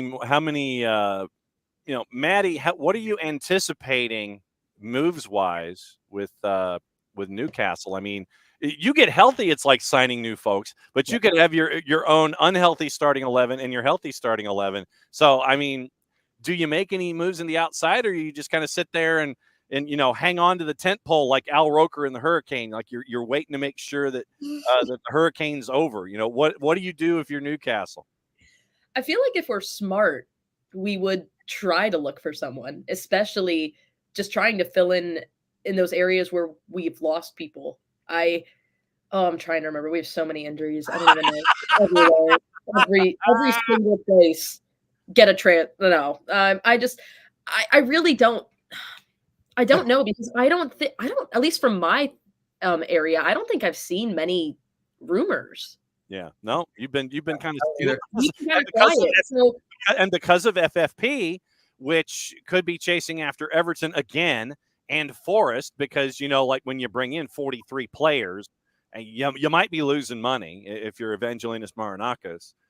David Ornstein reporting today that they might be getting the tap on the shoulder on the dance floor. That hey, dude, you might be answering some questions. Did you, Drew, see the end of Burton and Luton Town? I did not. Maddie did. Well, if we didn't bring it up, I was going to be like, listen. What? How? Okay. I watched it, and then I watched it again this morning because I had to make sure it was real. I was shocked that goal stood. Shocked. Because I mean, it's clearly he is like going up. He's not going for the ball. He's moving around. I mean, and he hits the goalkeeper, and then the ball goes in. I don't know why it wasn't reviewed, why it did not get taken back. I was very shocked. I was shocked. All right. So basically, Drew, what happened was this. 1-0 lead for Burnley, and you're at 90+3. Corner comes in, and you have contact. The Burnley keeper is going for the challenge, and it legitimately looks like it's something akin to a hip check that almost acts like a pick. So and the keeper can't quite get to the ball and ends up being a free header. and it's a 1-1 draw. Ball goes into the back of the net. 1-1 draw. Luton escapes Turf Moor with a point. But yeah, so Maddie, can you dial it up real quick and walk through it? Do you have it? Do you have it handy? I can pull it up right now. Yeah, so go ahead and walk Drew through it, but be as neutral as possible here when it comes to the situation. So we're gonna have our own SDH VAR today. We're gonna do VAR, and we'll walk Drew through the play and see what Drew thinks, knowing that there was not a call on the box out hip check ish maneuver by Luton that resulted in the header that tied the game and got a point for each. So, Maddie, let me know when you've got it. So, as you sit there, okay, so go ahead. Oh, she had it and didn't have it, but basically. Hold on, I'm watching. Okay, so, all right, so Drew is watching, Maddie is watching. And so, as you see it at 90+3, Drew, what do you think about that no call? My gosh, hold on. I'm gonna watch it one more time. I just rewound it. So walk through it while you're watching, because it doesn't make. All right. So the ball comes in. Here's a better view, slow motion view. The keeper comes off his box. So was it 1-1 or was it 1-0? And that was the game tie. That was a tying goal. It was 1-0, and that was the game tying goal. Yeah, I mean, Mm-hmm. So it looks like he did put a pick on the goalkeeper. Yeah, I mean, it reminds me of the Onana Wolves goal from week 1. When Onana came out and crashed, they reviewed it, still called it a goal. Yeah, he definitely set a pick for the goalkeeper. They didn't, the VAR called it obviously a goal. And that's just it. You know, I was talking to my dad a couple days ago about VAR, and he asked, what's the issue? I said, I love VAR. I think it's great. But why can't we put former players, people who know the game, anybody can just take a test and go get a job. This is like causing people's jobs and lives to be altered because of situations like this. But man, that's crazy. What great drama the Premier League brings you week in and week out. Yep. So, all right. So Maddie, I go like this. Mm-hmm. You go to the monitor. Yep. You say foul, no goal, right? That's what I would say. I would say be no goal, just because if I'm looking at it, if it would be a different scenario if he was trying to get the ball. To me, it looks like he is deliberately pushing the keeper out of the way or hip checking him. In that way, maybe it wasn't voluntary or not, but I mean, he nudged him, got to the floor, and then they got the goal. Yeah, you're 100% right. I would take it back. The offensive player knew what he was doing. He hip checked the goalkeeper. He set a pick for him. Yeah, that's Yeah, it's very inconsistent. That's for sure. Well, and then for those that may not know, there is a new owner at Burnley. I don't know if you've heard of this gentleman. He's a gentleman by the name of J.J. Watt. Oh, yeah. And J.J. Watt, after the game, went absolutely ballistic to the point to where he posted video and was trying to figure out what in the wide world of sports was going on. On January 12th, he posts this. I'm new to this ownership thing, so if I get fined by the Premier League, so be it. This is as blatant and obvious of a foul as you could have. To miss this on the field and miss this on VAR is truly disgraceful. And as a result, his account got locked by the 280-character app overlords. His account was locked because they received a Compliant Digital Millennial Copyright Act notice for content posted. What? Under the DMCA, copyright owners can notify the 280-character app claiming that a user infringed their copyrighted works. So he got busted by whomever he pulled the video from. Wow.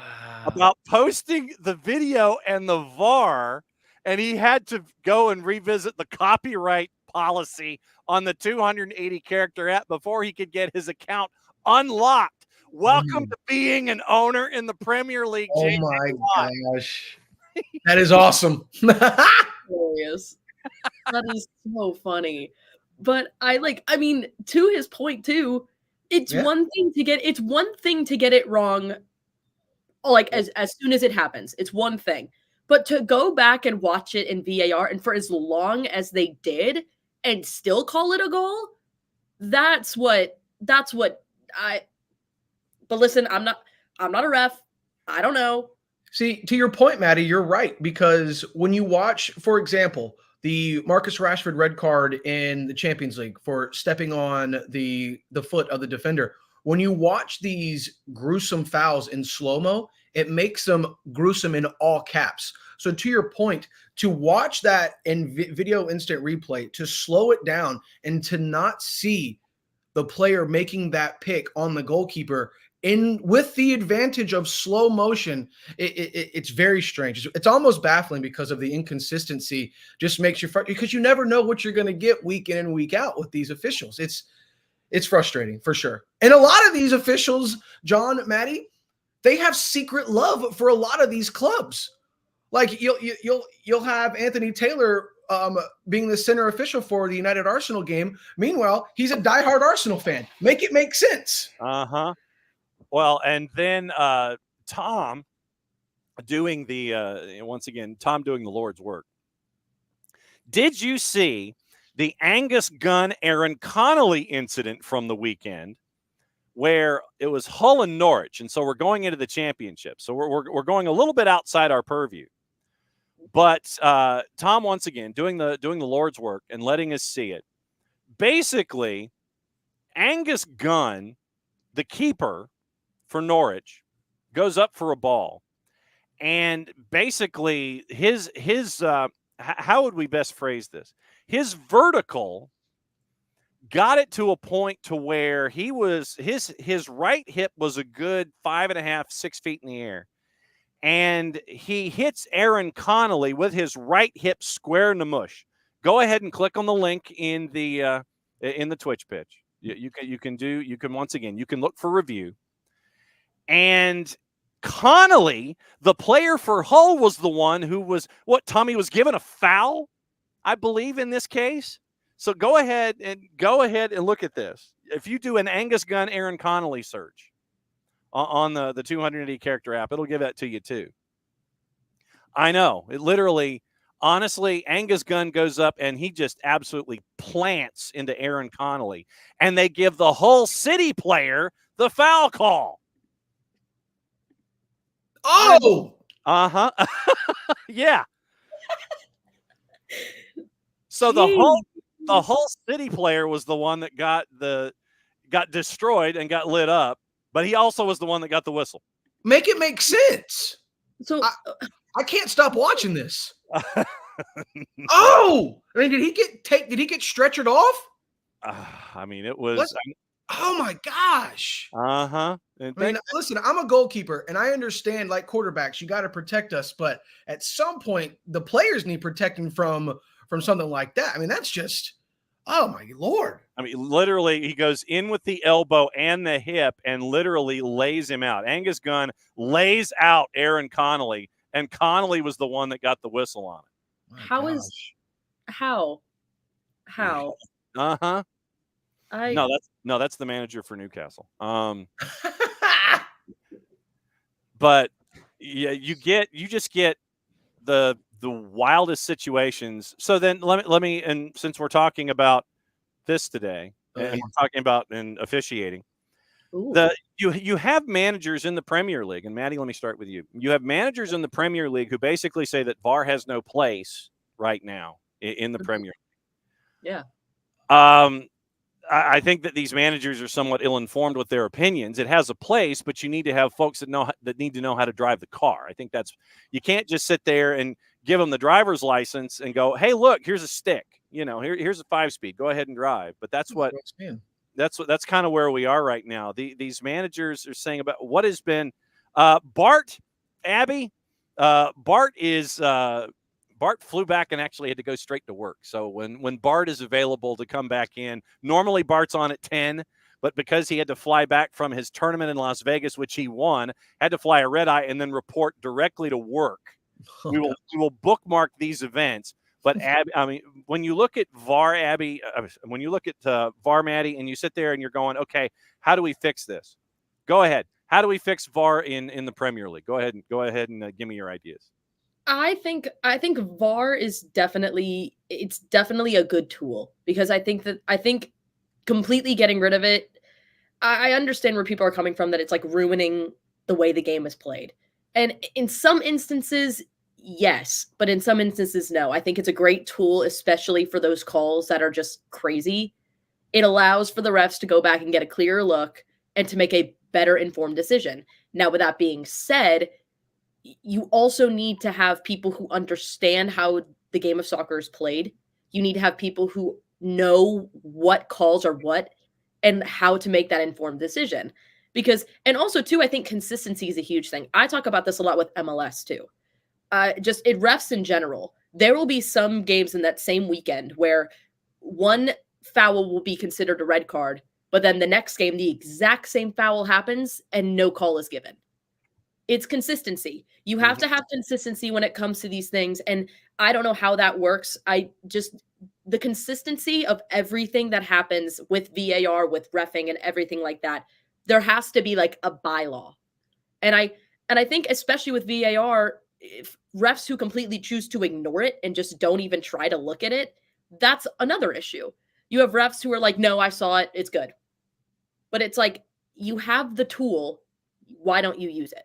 Yep. So I don't think it should be completely taken out, but I think that we need to do a lot more with learning how to use it, learning where it needs to come in, and having people behind it who know what they're looking for and what decisions need to be made.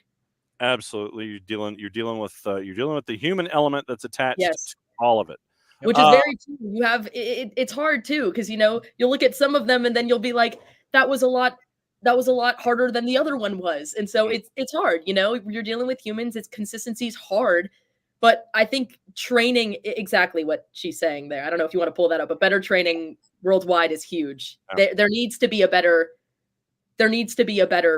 system for that. Yep. All right. So in you guys will be back for Prem and Proper, the actual show on Friday. What are you guys looking at here over the next couple of days with the 50-50 schedule that we had coming up this weekend? It's going to be an interesting run, because the teams that we saw, we ain't seeing them. You got Arsenal, Crystal Palace, Brentford, and Forest at the G-Tech. Sheffield United, West Ham, Bournemouth, Liverpool, and Brighton and Wolves is Monday Night Football before we take another weekend for FA Cup action, and then get you ready for the midweek once again, Tuesday, January 30th and the 31st. So we're dealing with midweeks and all this kind of stuff. When you look at the 5 matches that are coming up this weekend, Drew, what sticks in your head? It's not a very sexy lineup, that's for sure. But I think the Brentford Forest game is going to be very fun. I think it's going to be a very fast, high-paced matchup. I'm excited to see what Solanke can do, keep up his momentum against Liverpool. Talked about it before with Wolves having some Asian Cup players missing. Brighton's always fun to watch. But like I said, not very, the matchups, you don't have many sexy matchups. You don't. I don't expect many of these to be on Peacock, so people will actually want to watch them. But it's a big week for Arsenal. Arsenal, City getting healthy. Obviously KDB back. Arsenal has to keep their momentum up. They got to figure out a way to at least get 3 points to stay in contention.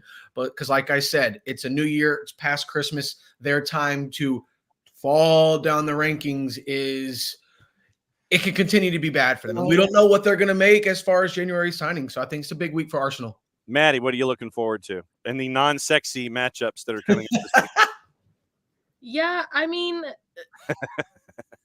I'm just like looking at it. I'm like, probably Brighton and Wolves. I think that one is the most even matchup because you have Brighton at number 8 and then you got Wolves at 11. I think that one is going to be definitely a telltale about how everything's going down. Yeah, that's I'll be watching all of them, and I mean, it'll be interesting to see kind of, I guess, with Nottingham Forest, and then obviously playing against Brentford, especially if they get that point deduction. Seeing interesting how that one will turn out. So yeah, FFP hanging over everybody's heads with Everton and Forest, and I know that our Evertonians that are watching and listening, as they always do, they're trying to keep their head low when it comes to all of this. They always want to come for the low bottom scrap feeders, but Man City's over here winning trebles and Champions Leagues, and they're just, we'll talk about City when it's worthy, but yeah, we'll deduct Everton for the second time this season. But I digress. We'll leave it at that. All right, so Drew, what's behind you? What's the oddly colored scarf behind you? Because folks want to know. It is my Manchester United Atlanta official Manchester United supporter club scarf. Ooh. If you know about Fido in Midtown, we are an official Manchester United supporters club. If you want to go in the pub match days, they're always live, whether it's a 7:30 kickoff or a Champions League, Europa League matchup during the middle of the week. Find one of the presidents of the supporters club, get you a scarf. They also have, I'm not too sure, since COVID has come and gone, we used to do yearly memberships to where you get 20% off food, $5 Boddington cans. So it's fun and it's always a good time. What he said. All right. So as always, it's great to catch up with you two for Prem and Proper, the review. Looking forward to Prem and Proper on Friday, where you guys get to look at the non-sexy matchups and everything that happened during the week. Don't ever hold back, guys. Because I was noticing today that you guys were kind of holding your opinions back a little bit. You're trying to be nice to everything that was going on. I kid because I care. At Madison Cruz 7 and at Dickinson JR 18 on the 280 character app. Y'all, it's always great to catch up with you. We will listen to you on Prem and Proper on Friday. Because it is always too sweet. Be good, y'all. That's Drew and that's Maddie, and it's always good to catch up with the two of them. Hutch is looking for more OTA broadcasts of EPL matches in 24. Pars is looking for better training. Is there one out there that could be adopted? I think it's just reps. And we talk about training and such and, those kinds of things. And legitimately, I'm thinking that they need more reps when it comes to, and then Maddie mentioned the confidence factor of having, veteran officials on the field, and then you might have a younger VAR, and the younger VAR doesn't want to step on the toes of the more experienced official downstairs. Be good, Abby. Thank you as always. And yes, have a great MLK Day of service. Yes, absolutely.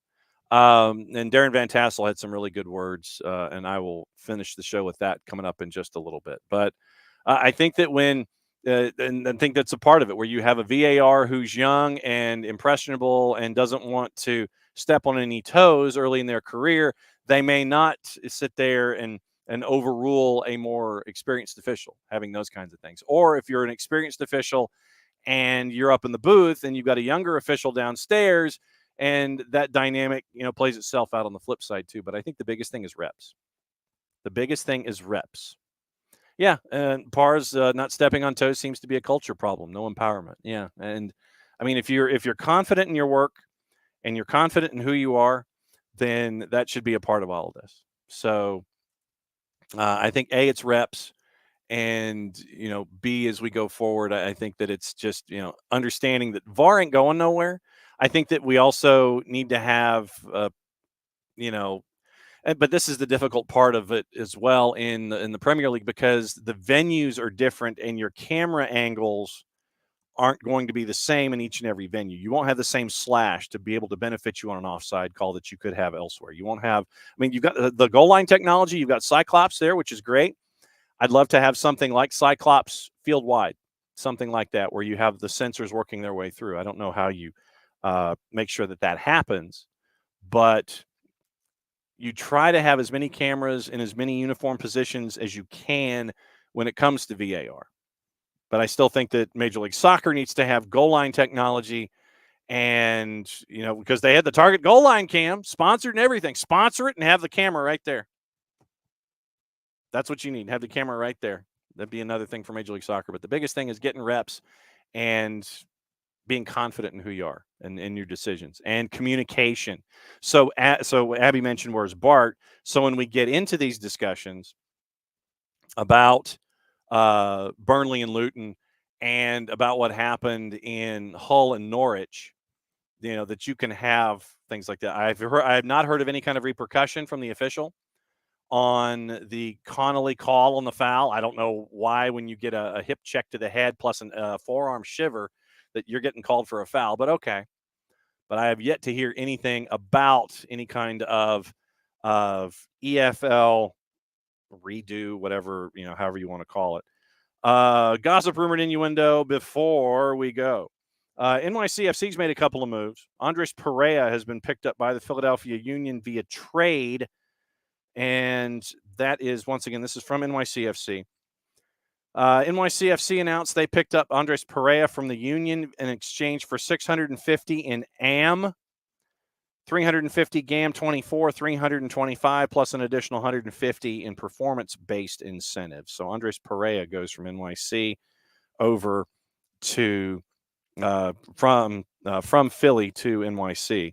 Roald Mitchell, the Wake Forest forward, Montclair native, signed his contract with Red Bulls from the Super Draft. We mentioned Driussi getting his green card. Also on the board this morning, NYC made a formal offer to Racing to purchase Agustin Trapito Ojeda. It's in the final stage, figures and percentages of the operation being finalized. That is from Cesar Luis Merlo. Signings over the weekend that we have not had the chance to discuss. News. We get into news and we get into Transfer Tracker. So Transfer Tracker.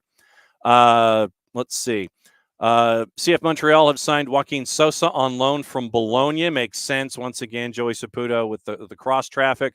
Chicago Fire have signed Danish center back Tobias Salkvist from Silkeborg under contract through 25 with an option for 26.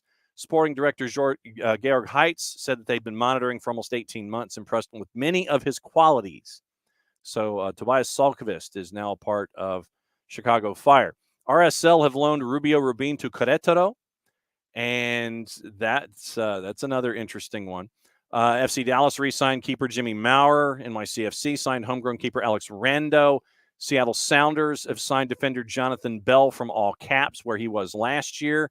Red Bulls have signed center back Noah Isle from Malmo under contract through 27 with an option for 28, arriving as a U22, joining Emil Forsberg, who joined them back in December. So another Swede. Orlando City has loaned Luca Petrasso to Triestina. Seattle have signed forward Bradilio Rodriguez. DC United signed MLS Superdraft selection Jacob Morel. And Sounders have signed Joss Atencio to a new deal. They signed Nathan. You remember Nico Moreno mentioning that signing as a part of his segment back on Thursday. Corey Baird is official as well. And Sebastian Breza has been signed from Bologna as well. So Sebastian Breza back from Bologna under contract through 25, options for 26 and 27. So you have Jonathan Sirois, Logan Ketterer, coach from Laurent Courtois, Sebastian Breza back between the sticks for CF Montreal. Let me take a quick peek, see if I missed anything. Ornstein mentioning the agreement with Mabry. Everton and Forest. I wanted to get into this before we go. Let me clear my throat one more time. All right, Everton and Forest. We talked about it a little bit in Prem and Proper. Expected to be referred to an independent commission over Premier League's profitability and sustainability. It's FFP. Clubs will learn on Monday whether they have fallen foul of the new guidelines for FFP. Once again, remember, you can only lose a maximum of £105 million over a rolling 3-year reporting cycle. And Newcastle said that they'd lost 70 million or so, 72 or 3. So they can only lose another 30 over 2 years, or they're in violation of FFP.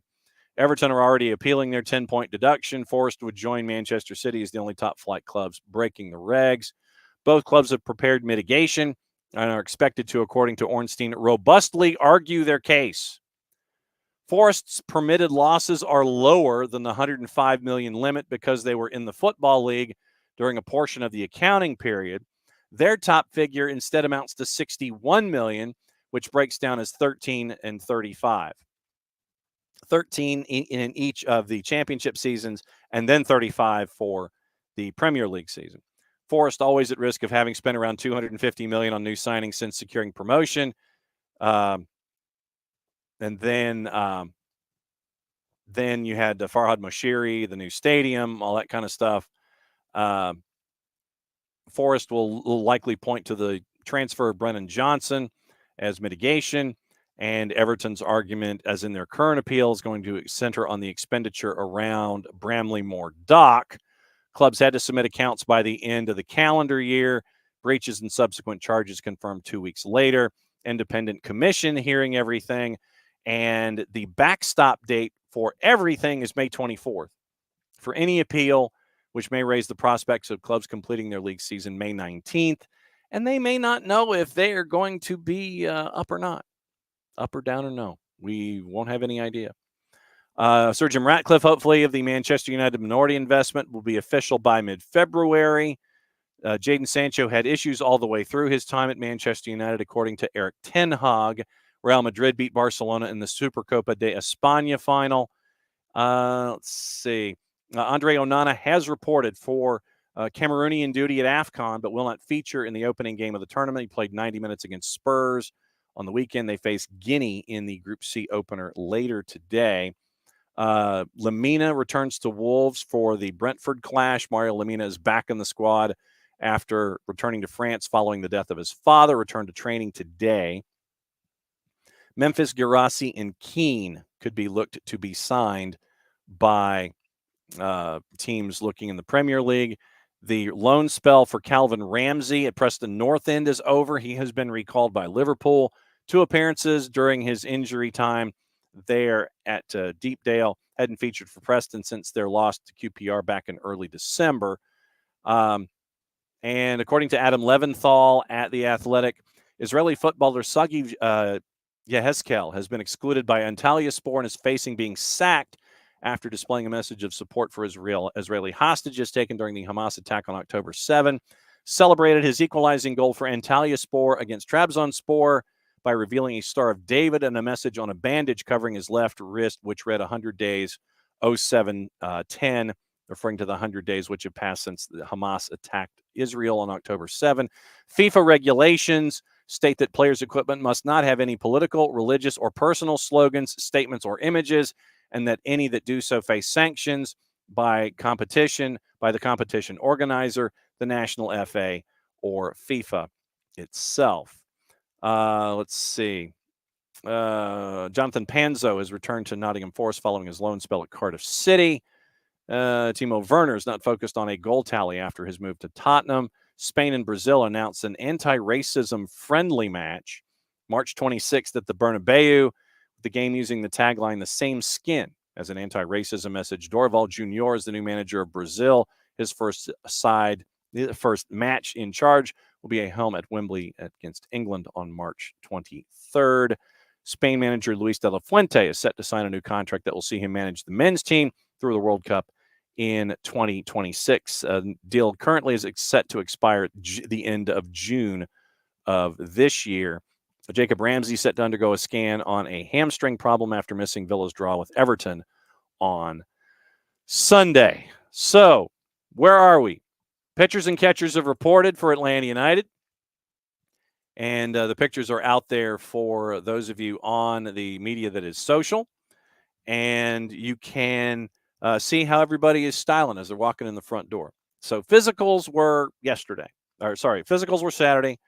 First day of camp is today, and they're off and running. Obviously, we'll keep an eye on what's going on with Thiago Almada. Remember, the trigger, Angel Correa to Saudi Arabia. That happens. Same agent, Thiago Almada preferred. Rumors about folks being signed or saying that means that deal is off. Don't know that yet. Don't know an update on Bartosz Slić. He was heading this way to perhaps have his medical over the weekend. No word on Slić yet, and whether or not the $3.5 million transfer from Legia Warsaw is locked in place. And so we will keep an eye on all of that. And so apparently also now it's like, you're hoping to trigger an article and then it doesn't get triggered. It's like that's all I wanted was the update. I wanted the update. And I thought I was going to be getting the update, but I guess I'm not getting the update on let me see if I can find it quickly. Telegraph sends you a bolo about what's going on with Everton, and here we go. Okay. Literally as of 6 minutes ago. John Percy from the Telegraph, they've officially been hit with the new Premier League charges for allegedly breaching financial regulations. Both clubs believe they have strong cases to fight the prospect of fresh penalties. And they were informed just hours before the initial announcement that they were facing charges. And that's where we are. So it is officially official with Everton and with Nottingham Forest and facing a new round of charges for violating FFP. On that note, we'll be taking it easy for the rest of the day. I wanted to end on the Darren Van Tassel quotation that he posted today about what to do today. Do something positive, big or small. Makes no matter for your fellow humans today. Thank you, Dr. King. So that's from Darren Van Tassel, and we all should agree to doing something like that. Do something positive, big or small. Makes no matter for your fellow humans today. And we'll be back at it again tomorrow at 9:05. We'll be discussing things. And when Bart is available, when he is not taking red eyes after winning national championship trophies, we can discuss. But once again, sign up for the tournament over at Top Golf in 10 days' time and help out mini pitches on the south side, on the Southern Crescent. And like I said, when we know more about the scarves for the Marshall Islands, we get a price point, we'll let you know. And that should be coming in short order. And we'll be doing it again tomorrow. So back at it again tomorrow at 9:05. We'll be talking stuff, all the MLS, all the world, all the things. That's the official term. So for Maddie, for Drew, for Jarrett, for Nick, I'm just John. It's another go-round of SDH here on the Monday Soccer's Morning Show. Rolls on, heading towards season number 8 at the end of the month. And we will have some announcements to go on there as well. So for everybody here at SDH, thanks for hanging out with us for one more round of soccer down here on a Monday. Enjoy your Monday. Back at it again on Tuesday. Stay warm.